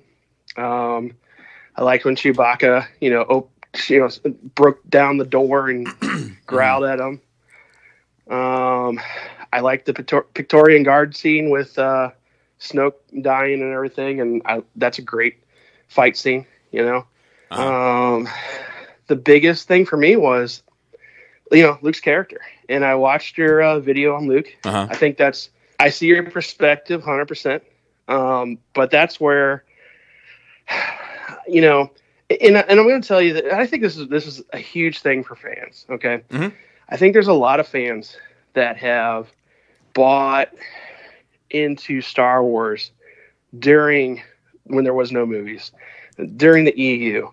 And we had an expectation of Luke, powerful, pulling down Star Destroyers, taking out AT-ATs, and, building the Academy, and Han and Leia, having kids, and this buildup. And I think we had an idea in our head what we were going to see Luke do. And when it didn't happen, I think we felt a little betrayed. Like it was like an ownership. Hey, we bought this. We did this. We were on board. And now you've taken all the things that we loved about the EU, threw it out the window, and had our three main characters all grow up to be failures. And even Darth Vader failed in killing the Emperor. So it's like you took everything we loved. Han Solo went back to smuggling. Luke's hermit on the island. You got Leia, who the New Republic failed, and you got all this. It really turned everything on its side, and I think that is what people feel an ownership of Star Wars. Even they don't really own it, but they have such a love relationship, and we've paid into it, we bought into it, money wise, time wise, everything, and to take that character in particular and have him act and be the way he was, it's not what we wanted or expected. Even if you had the whole movie be exactly like it was, and at the end, and I know he goes out on his own accord, to be one with the Force. But if you had at the end that the music come up and the X-Wing fighter raise out of the water and then cut it, everyone's gonna be like, oh, Luke's back. He's gonna do some stuff in this next one. He's back in it, But I think it was just that it didn't meet the expectation of the fans that were in it for such a long time. Most of us. Now, you got a different opinion about it. But that's the way I feel about it. Well, it's hard. I appreciate your honesty in that answer. I think that's a very honest answer. And I think I personally rarely talk to people that feel a way about that movie, that answer or discuss that movie in any sort of honest way. They usually come up with all sorts of other reasons why they don't like it, but it usually ends up at it's not what I wanted Luke to be. So I appreciate that answer more than any other answer I've ever heard in regard to The Last Jedi from someone who didn't care for it, right? I say that to say this. that it's tricky. Like, on one hand, I totally understand, but I do feel like, I was just talking to a buddy. Let me try to. Sometimes I work better in parables. I was just talking to a buddy of mine, and he's a very casual fan, I with a capital C, and he's seen probably most of the movies. I doubt he's seen all of them. He probably thinks he's seen all of them. Doesn't understand the order of them. You know what I mean? That type of viewer. And he was like, "Well, this is going to be the last Star Wars movie ever made coming out." And I was like, "Well, no, but I know what you mean." You know what I mean? It's not worth explaining it. And he's like, "Do you think it's going to be great?" And I was like, "I think I will enjoy it." And I was like, Star Wars is tricky, man, because Star Wars always has to meet the fans' expectations. And sometimes fans decide that a movie is not good because it didn't do what they wanted it to do, as opposed to the movie in and of itself. And so I no sooner said that one guy came out and was like, "Are you guys talking about The Last Jedi?" And I was like, "Kinda. Do you like it?" And they were like, "No, it's trash." And I was like, "Okay, why?" And they were like, "Because that's not what I wanted Luke to be." Or, something along those lines. And I just looked over at my buddy and I was like, "You see?" Like, it's, to be fair, it's kind of how I feel about Game of Thrones as well, just because it's a very kind of topical and close example. But I thought Game of Thrones was good up until the last season, and in the last season, I think it's fine. I think I'm not upset by it. I'm kind of like, yep, I think that's a decent enough way for that all to end. And when I talk to people that hate that season, most of the time, similarly to The Last Jedi, when we get to the nuts and bolts of why they think it is kind of inherently not good, it's mainly because it didn't end the way they wanted it to. Right. So I say all that to say this, that I do appreciate your honesty there, and I also understand that dilemma. I'm facing that dilemma with 9. There are things about 9 on the spoiler side of things that I'm like, you have sauce, and you have bread, and you have cheese, and it looks like you're going to make a really good cheese sauce with bread to dip in it.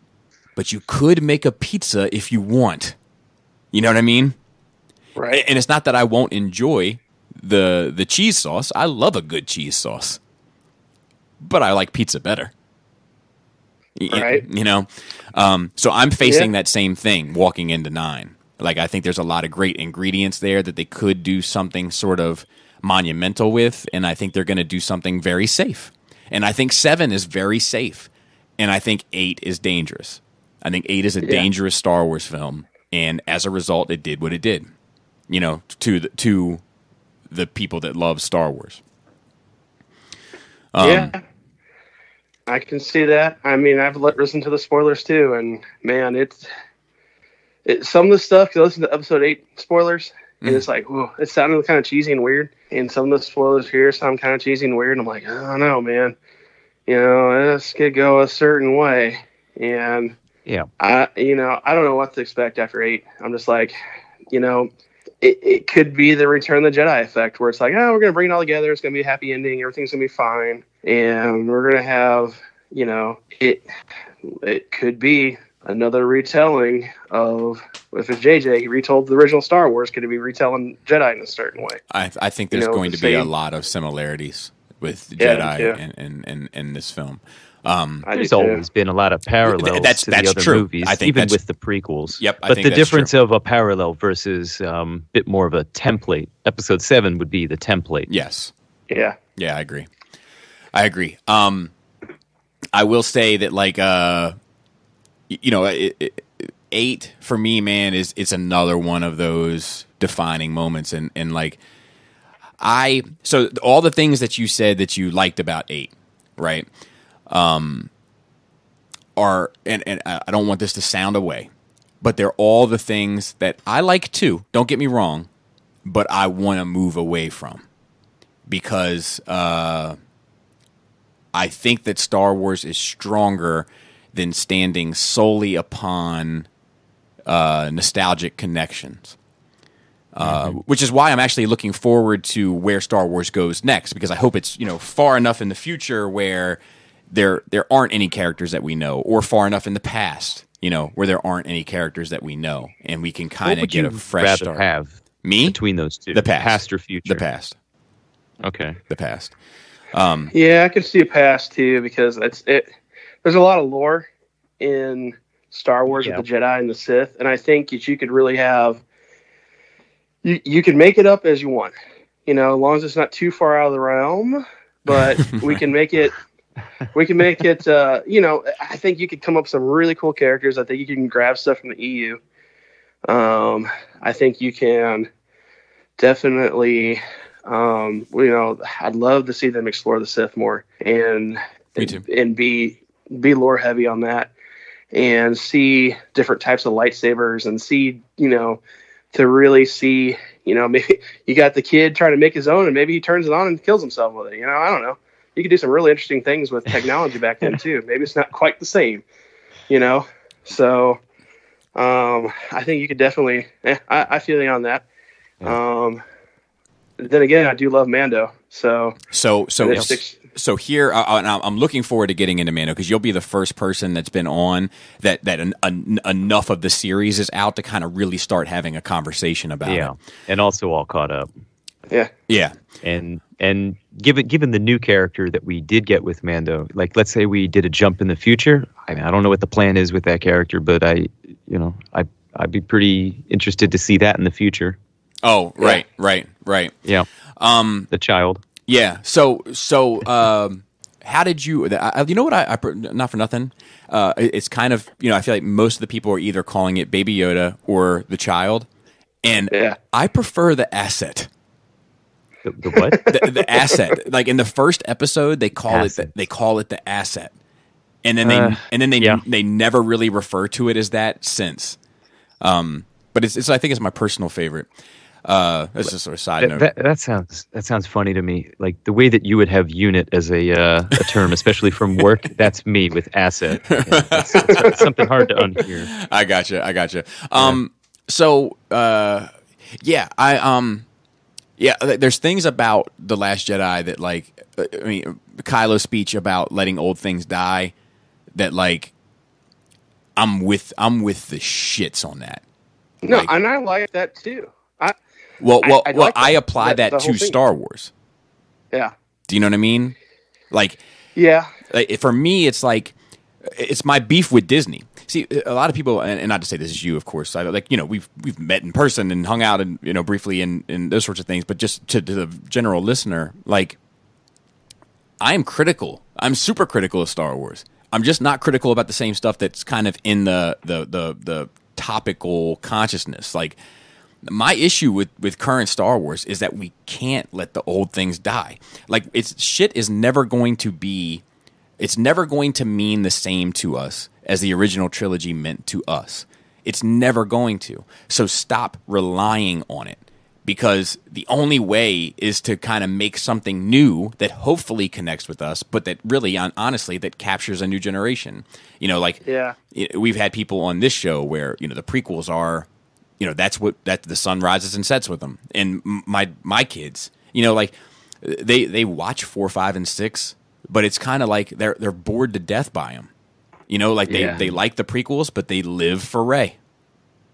It's their Star Wars, and I kind of it's kind of one of those things we got to adapt or die, because we can only. We're going to run out of references. When we start having a movie about the praying mantis creature in the back of the bar, we're going to be done with ideas. You got something there that I have to say, you're never going to make the old fans happy. You can make them like it. You can get them back and stuff. And I think they're trying to capture all these generations. But with the Star Wars, especially the original trilogy, the Holy Trilogy, and Right. you can't do that can do no wrong unless it's a special edition. Right. But as far as like the originals, you got these hardcore Star Wars fans that have been in it for 40 years that you're not going to make them happy. Well, I mean, and even with the original trilogy, like the people that were, 5 to 10 years older than us, Return of the Jedi ruined Star Wars for them.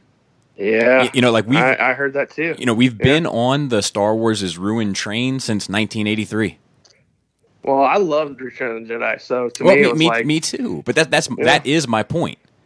Yeah. Is that like it's not ruined.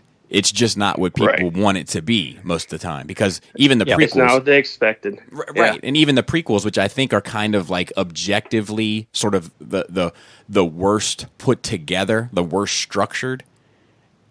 There's a whole entire generation of people that just want prequel stories, that live for the clones. There's Instagram pages where like they're toy customizers, but all they do is clones. Yeah. It's all they care about. Well, just like at Celebration, there were so many prequel costumes. Yeah. And that was a huge. I mean, I saw more prequel costumes and I don't know what you call the 7, 8, 9 or 7, 8 costumes. Yeah. Than the original trilogy. Yeah, there were more Reys and Kylos than anything else at Celebration this year. It's an easy cosplay for both. I mean, you just gotta. I mean, let's face it. Those are two easy ones, and if you're a couple, you can both dress up and not have to worry about armor and a lot of stuff to carry around. Yeah. And there you go. But I think they're also. I use that more so as a tool against people that are like, nobody cares about it. You know what I mean? I'm like, well, a lot of people. I don't think we're casting the net wide enough on that.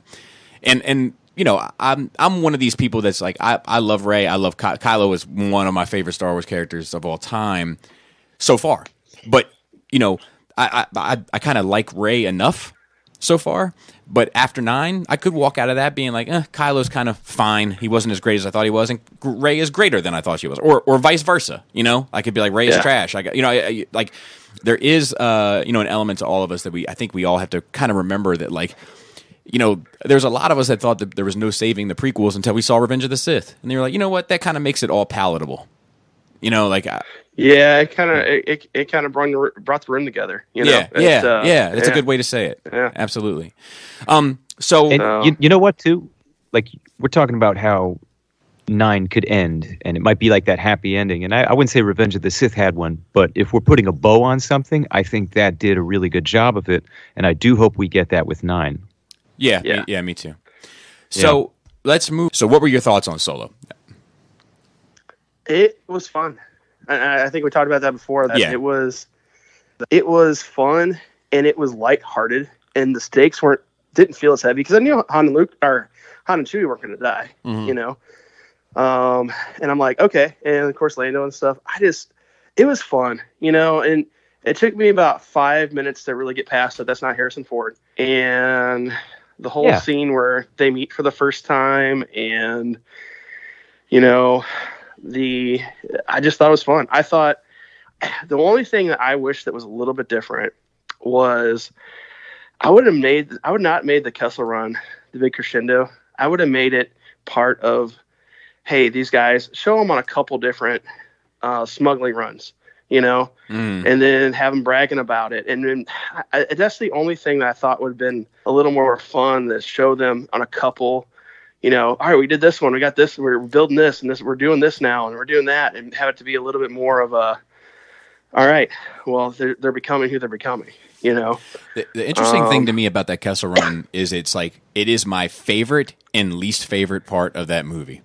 So is it a matter of just the sequence at all? Well, it's Chewie sitting down next to him as a co-pilot is my favorite scene in that movie, and the rest of it I fucking hate.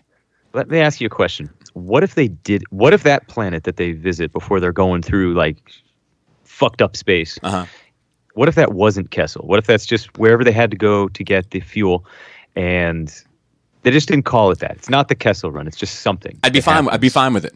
I probably would be fine. I think that might make it not a better movie, but you'd have nothing to really shake your head at. Yeah, I think that like it's just like it's. You ever see there was like an episode of Family Guy or American Dad where they were like you never been to a play? Oh man, you should go. It's like a movie except more expensive and slower and boring and worse. That's kind of how I feel about the Kessel Run. It's like it's almost like it's like, oh, this is how people felt with the pod race. It's like oh, you should watch it. It's like the pod race, except it's cloudier and more confusing and more convoluted and worse. Like I can't make visual sense of that sequence. Like I don't know what's going on. There's some sort of like Sarlacc in space, and there's clouds, and there's Star Destroyers, and I know it's supposed to be intense, but I never actually feel like it's intense. It's just like, I don't know. It's a sequence that really takes me out of that movie and bores me. Yeah, they definitely stretch it out, But I will, something I will say about that scene. Have you just listened to the soundtrack of that scene and hear the different movements? Yeah, I mean, it's such a great movement of music, and it includes like all the stuff from Han Solo and the Falcon and everything. It's becoming one of my favorite pieces of music from Star Wars. It's pretty neat. Yeah, but is that it though, man? Like, I mean, like, it's like, is that the formula to this shit? Like, is that how it all works? It's like, look, like we can do anything. We can do anything. We just have to include a couple key notes from the original trilogy, a couple key characters from the original trilogy, and then have some references to obscure and relatively obscure things within the original trilogy. And we've got it. Like that's where I get hung up. Yeah, that might be a template, like we we're talking about before. Yeah, that's where I get frustrated. That's where I get frustrated. That's where I get bored. What might be interesting is to see where those moments, like a name reference, a visual reference, a music cue, where do those pop up? Do they pop up in a moment where they're unsure of their story or where the movie's going, right? To like get you back on board? Like, we don't know about this. Oh, I'll put that there. Oh, it's good. So we're stuck. We were stuck. You guys ever heard of a gonk droid? We're going to throw one of those bad boys right in here. It's going to take everybody completely to a safe space, and then we can do, you know what I mean? It's like... Do you know what?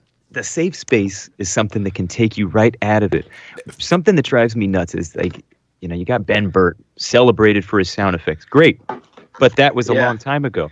And now they're really, riding the coattails of that seriously, and especially something like The Mandalorian does it, and maybe that's the only negative thing I could say about the show. Reuse sound effects drive me nuts, but that language in Star Wars, Falcon on there, like the linguistics or whatever, like they reuse the same dialogue said a little different. It's like, man, is there one language that's not English? Yeah, or basic. If you would, the fact that I mean, I don't want to get ahead of us, but the fact that eyeball pops out and says the exact same. But that's the gonk droid says the exact same thing, and that's what the problem is. Like, don't do that. Record something that sounds like it but different. The thing today it's okay to do that.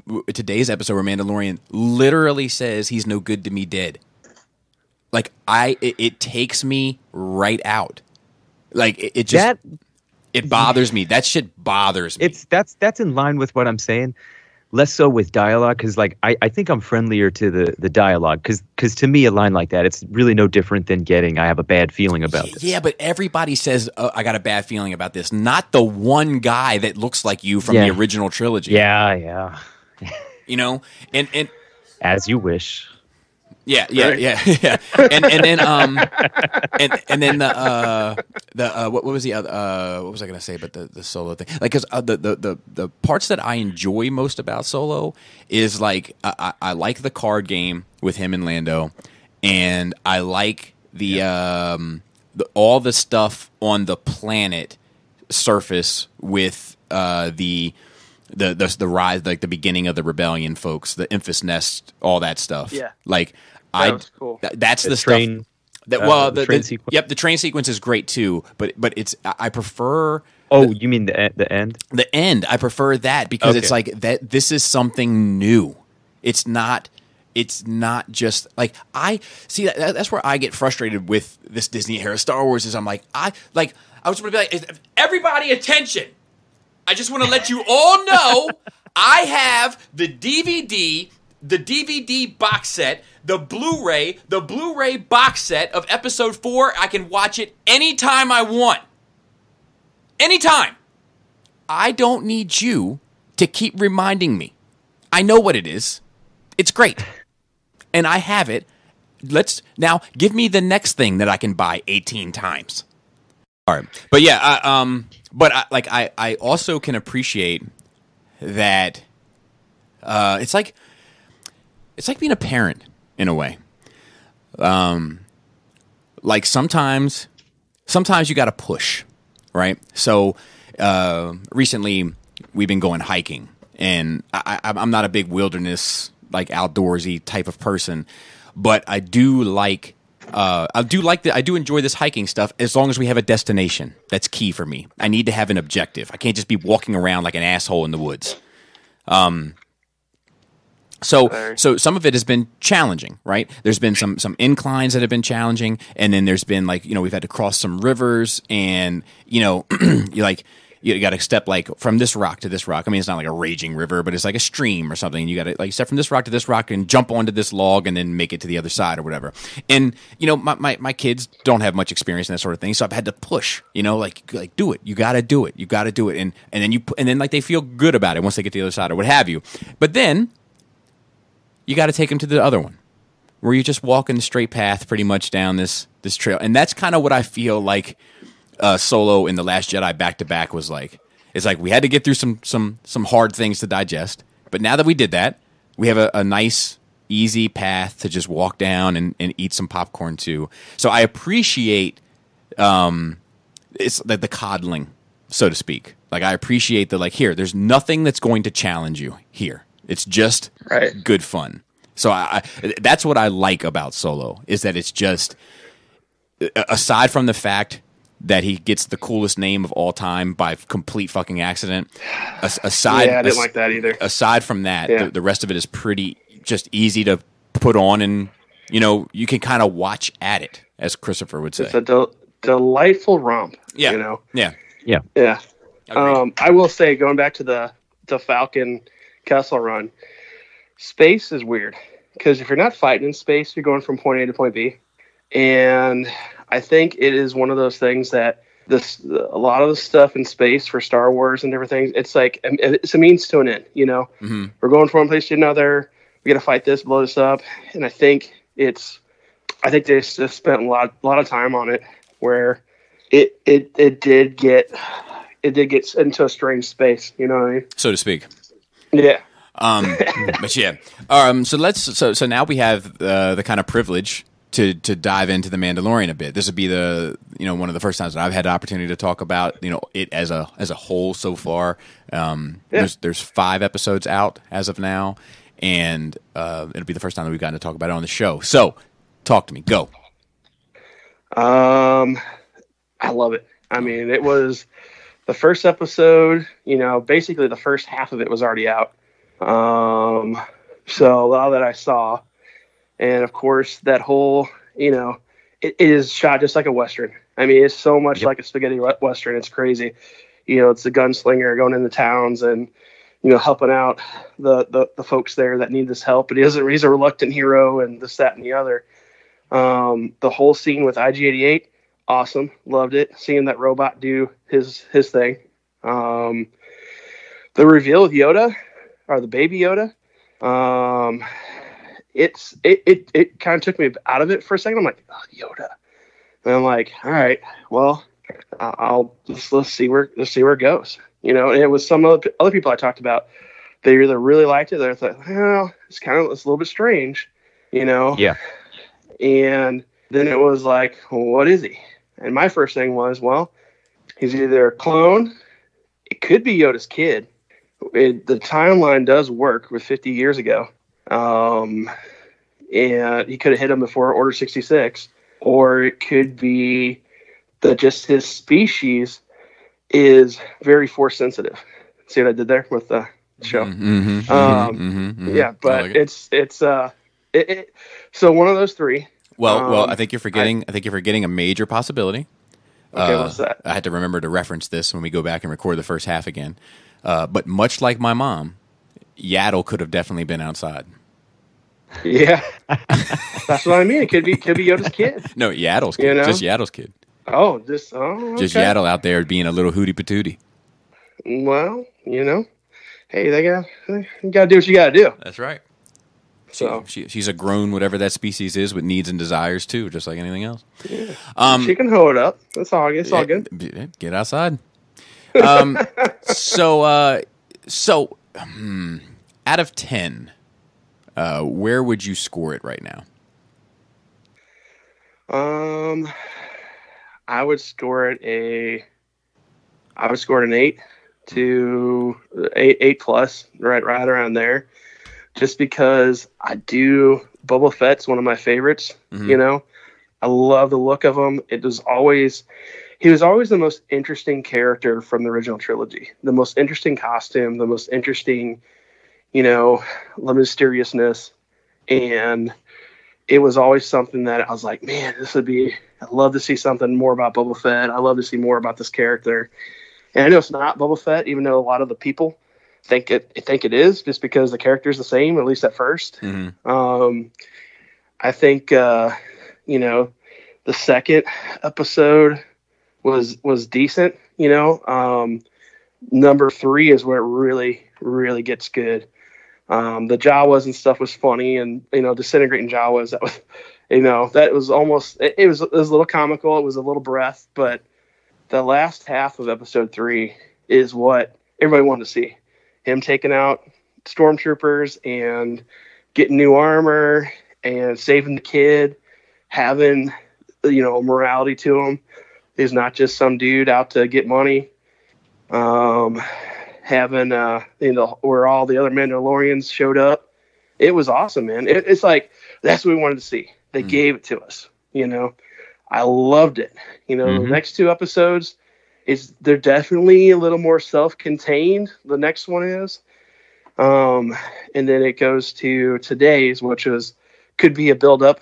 Now that someone's tracking them and different things like that. So, it's interesting. Gort, where would you score it out of 10 so far? I just did my average. Like I have a technical number. I want to give it higher because I'm really enjoying it, but like I got to be objective about it, and I'd say it's like a 7.5-ish. Okay, I just did mine, and it's a 7.2. Interesting. And so we're close. Yeah, very close. I think I too am a huge. So episode 3 is the one that I give. We should probably call it chapters, just to not confuse.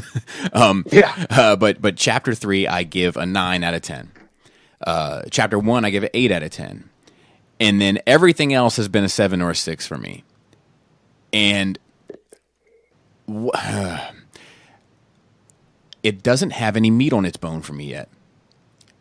I like him well enough.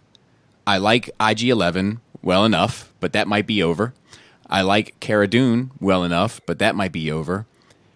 But I'm not hooked by this because the crew. There's no crew. So right? there's no crew, but also I don't really know who this character is. And I know you have to slow burn it. And what I mean by that is not that it's a new character, but I feel like I know more about Cara Dune than I know about this character. Now mystery, of course, is going to be important to the confines of this character. Yep. He wears a helmet the entire show. But even with that being said, his actions are kind of inconsistent all over the place. And you think so? Yes, and more so in the last 3 episodes. So at first you kind of get him, right. He's about like Kevin was saying. He's about the money. He's about the bounty hunter life, and he's about being a Mandalorian. Cool. he's supposed to be pretty badass, it seems. You know, he has a reputation that precedes him and blah, blah, blah. But he gets his ass kicked a lot. Yes. That I agree with. And everybody talking from the first episode or two how much of a badass he is. Like, nah, he got beat up by a rhino. Yeah, he got beat up. I don't know. He got beat up by a rhino. He got beat up by Jawas. He got beat up by those things from the Ewok movie. He got beat, like, you know what I mean? Like, By the way, that Jawa scene gets up there, you're like, yeah, he's gonna mess them up. All he does is shoot. Yeah, which I like. It was awesome. And I like how they drop cool. like the quick like like the, you know, but once again, it's the episode 4, you know, like I had that movie on DVD, don't need that, but I did like it in that moment. But like so then he gets beat up by the by Cara Dune, basically. Then he gets beat up by who did he get beat up by in this episode? I'm sure it was somebody. I can't even remember. I can't even remember today's episode. You know what's weird is he goes on Tatooine to be that character who's this ultimate badass, but you get someone like Rey who is more than capable. People hate that. Yeah, is it good that he's not all powerful? Well, no. So he is, but like I wish they wouldn't have. Don't set him up to be. Arm.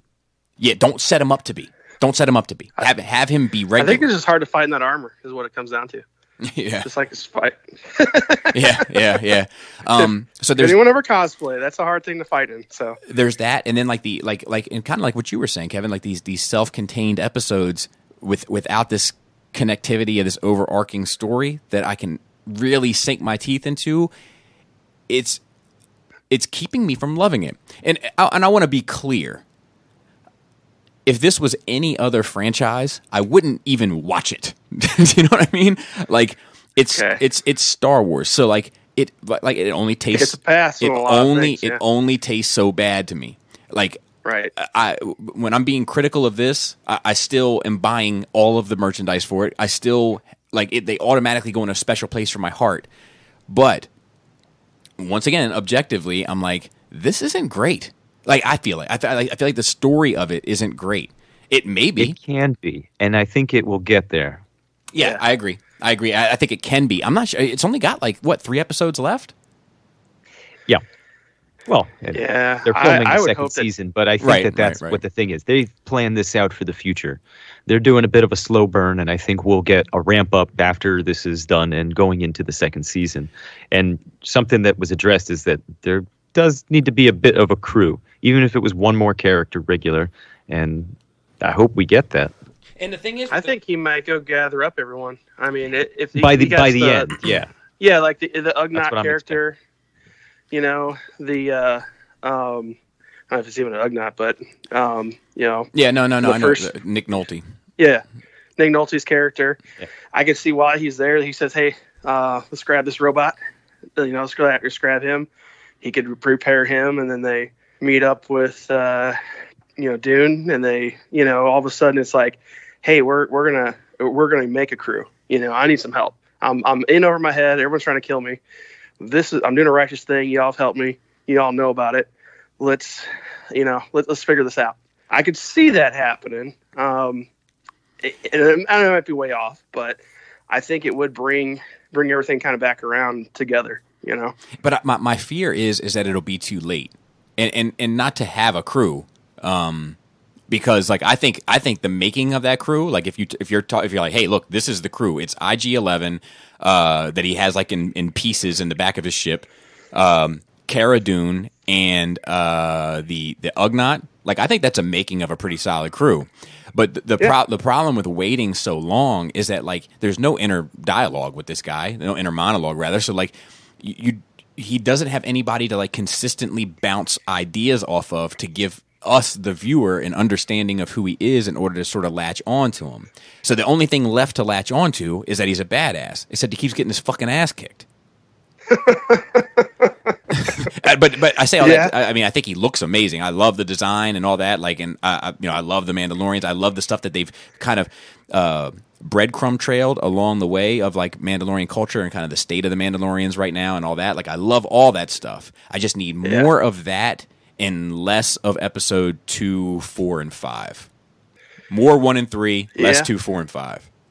Well, and I think that's what's going to happen is he's going to have to make a decision whether if he's gone down this road, he's already defied, the code. Mm-hmm. He's already in this, which I will, little sidebar, the scene where all those trackers light up at the same time and go, oh, I mean, it was like, that was, yeah, that was very, like in the John Wick moment when they're in the bar and all the trackers go off.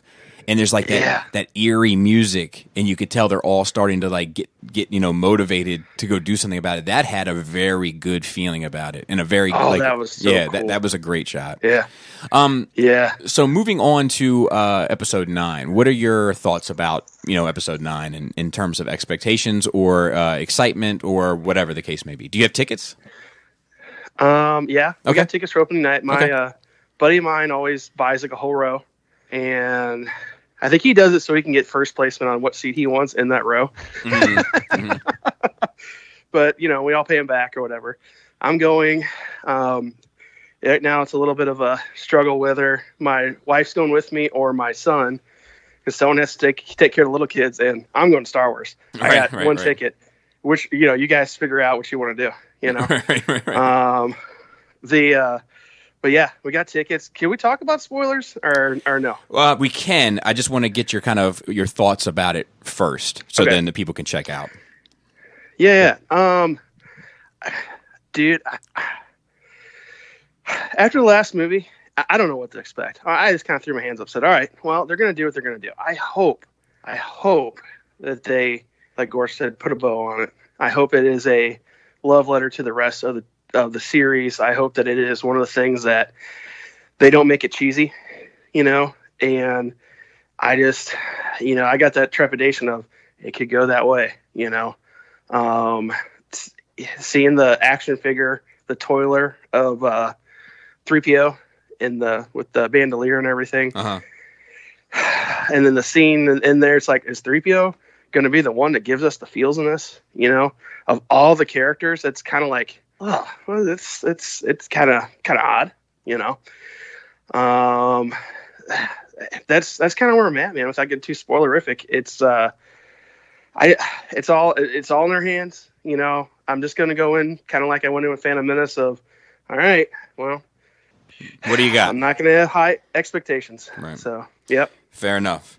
What do you think about the trailer? Doesn't really tell us a whole lot. No, it doesn't. Even though there's been like 19 TV spots. Yeah. Well, I think what they do is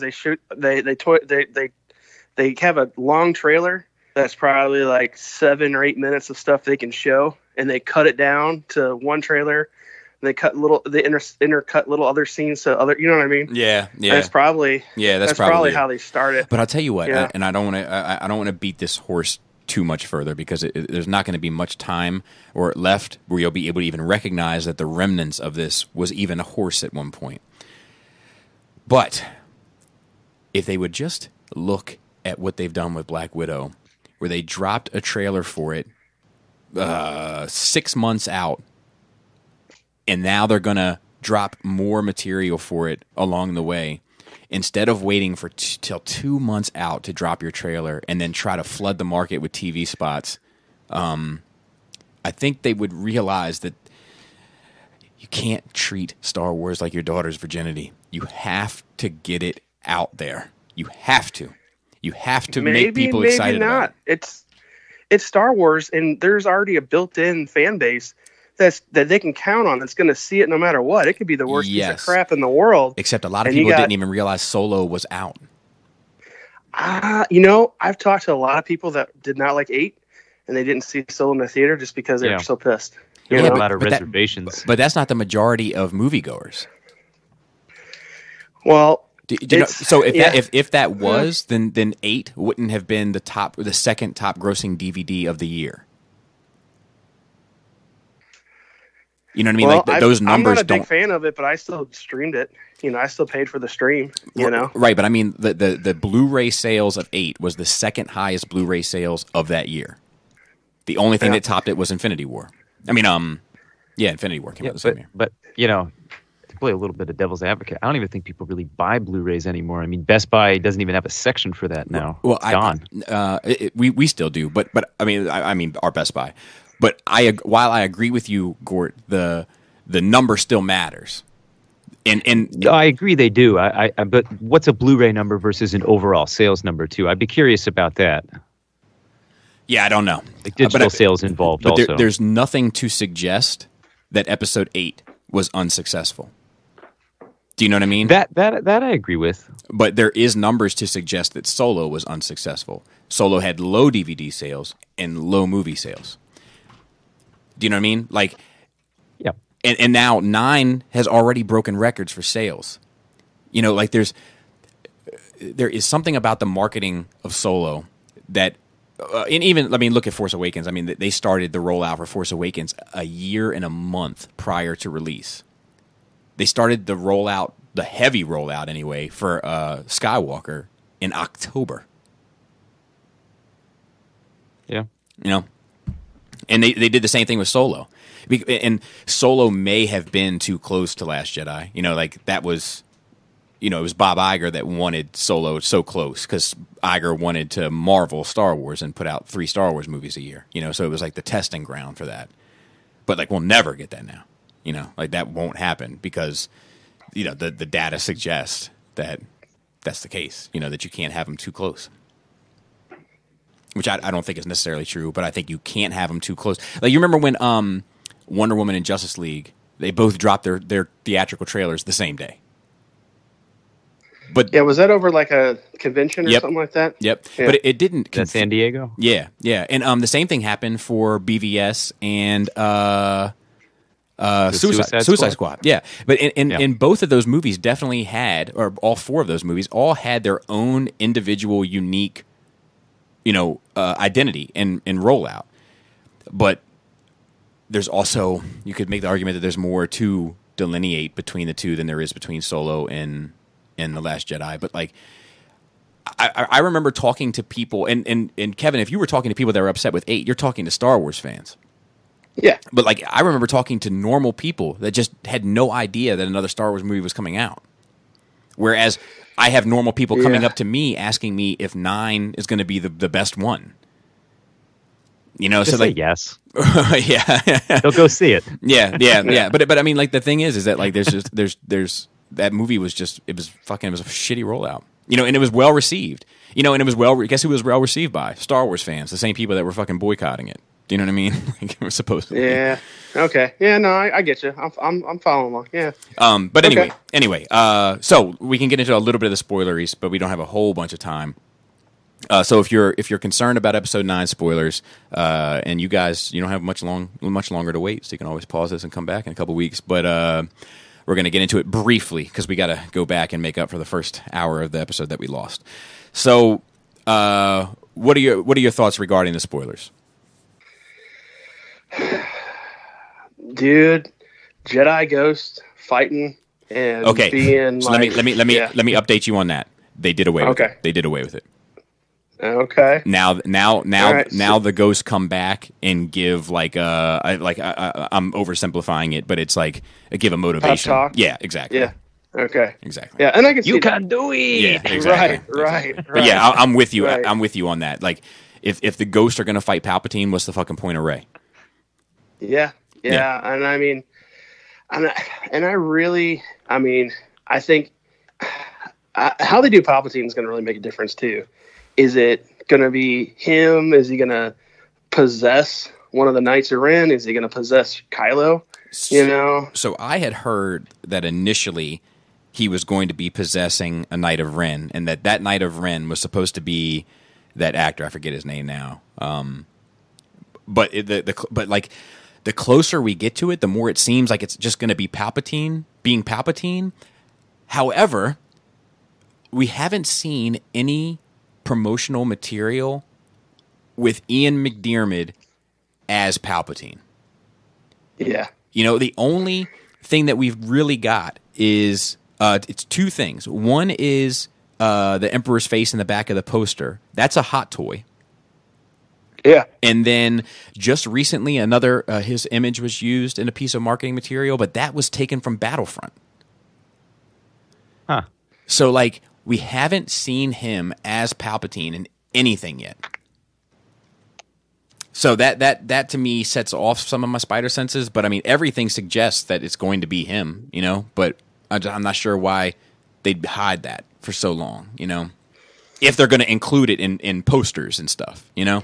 What if he's a Spectre? What if he's like still alive through the dark side of the Force, kind of like the other Force ghosts, and he can take forms and possess and do different things. See, I would like out. That's actually a problem of Star Wars canon. I mean, the movies will always do whatever they want to do anyway, but in the past EU, that's always been something of a thing. They sort of did away with it in the new Disney stuff, though. I like the idea of like a Jedi can move on and kind of hit this, like, you know, ascend to this plane, right? Yeah. But a Sith, something different happens. They're like, you know, whatever the case may be, they're trapped or they're connected to some piece of physical material, whether it be an Earth, like a planet, or a rock or a weapon or whatever, that they're stuck. You know, it's like the ghost in the haunted house. Like he's haunting the Death Star tower, and he needs something, or something like that. Yeah, you know, I find that to be more interesting. And then you know, where my brain went, because I'm a psychopath, was of course. Then these other rumors of him possessing a Knight of Ren, because we only keep seeing 6 Knights of Ren, and there's supposed to be 7, but neither here nor there. But like the see, but why do you know that? Yeah, I don't know. Because it's in a book. Yeah, you're right. You know what else was in a book? Too much. Yeah. Is not. Yeah. You're right. You're right. But follow my train of thought. But I like where you're going. I just want to drive that in there. Yeah, too. you're right. You're 100% right. So one is missing. So could Palpatine have possessed this one? And if he has possessed this one, has Kylo always known about Palpatine? And if Kylo's always known about Palpatine, could Kylo be doing this entire thing to put himself in a position to get close to the Emperor with the hopes of the Emperor possessing him to kill the Emperor? So when he says in Episode 7, I will finish what you started, he's talking to Anakin and not to Vader. Like that to me is the pizza instead of the cheese sauce. All about that context. We don't have it. Right. Now, when you said that actor and you couldn't think of his name, are you talking about David Tennant? No. Okay, I didn't know if there was someone else, because his name had been attached a lot, and then they got rid of it as soon as we had heard of it. It felt like, and I'd been wondering if he might be playing like a young Palpatine. No, there's another guy, and he's got like a weird face, but he's a great actor, and his name has been kicked around since the beginning. But like at this point, nobody is saying whether or not he's a part of it or not a part of it. Like even when they've been asked. Like when cast and crew people have been asked, they've always given some like, like, is so-and-so attached to this movie? Well, here's the thing about so-and-so. Have you ever had a great omelet? Like, yeah. Like, isn't it nice? Like that's that sort of answer. But let me go ahead and wrap this up. But I'll tell you the one spoiler thing that I heard recently, the kind of new news, rather, is that when they are going to find Palpatine, Kylo specifically, he traveling down to the kind of trenches where Palpatine is, he comes across this facility, for lack of a better term. To say it's a facility is to overstate it. There's all of these failed cloned Emperor attempts, and a lot of them look Snokish.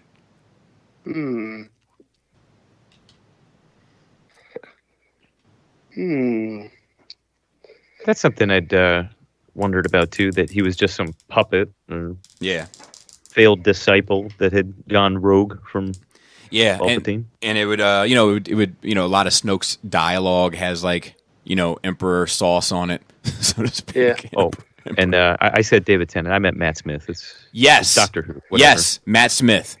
Yes, I fucked up. Yes, that is the one. Okay. But anyway, so look, Kevin. Yes, sir. Thank you for coming on. There's been some great discussions, the episode 8 discussion in particular, and the religion discussion that hopefully we can recapture. Those have been tremendously rewarding for me and for Gort as well. When you stepped away, Gort and I were talking about it. So thank you for coming on. It was a great conversation on our end. Is there anything that you want people to follow you on, or any of that sort of business? You're welcome to say that now.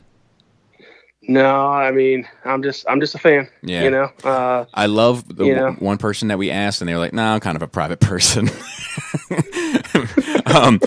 But yeah, no, I totally get that. But yeah, dude, I appreciate it. We're gonna try to have some sort of force sensitive special towards the beginning of the year where we get everybody back on and kind of have 15 minutes with them to kind of give their thoughts on The Rise of Skywalker without any input necessarily from us. Just everybody gives their 2 cents and we keep it moving. And hopefully you will join us again for that. Yeah, I might even give you 3 cents. I'll take it. All right. Thanks again. Gort, you got anything you want to say before we get out of here? No. Thanks for coming on the show. I know it's been a long time in the making, and yes, thank you for your patience. Disappointing that we lost anything, but I'm looking forward to getting back to that discussion too. Yeah, me too. And if you want to be on the show, feel free to email theforcesensitive@gmail.com, and also follow The Force Sensitive on Instagram. Esteban is heading that up, and on Facebook. There's some good stuff on both of those. And with that, we'll catch you next time.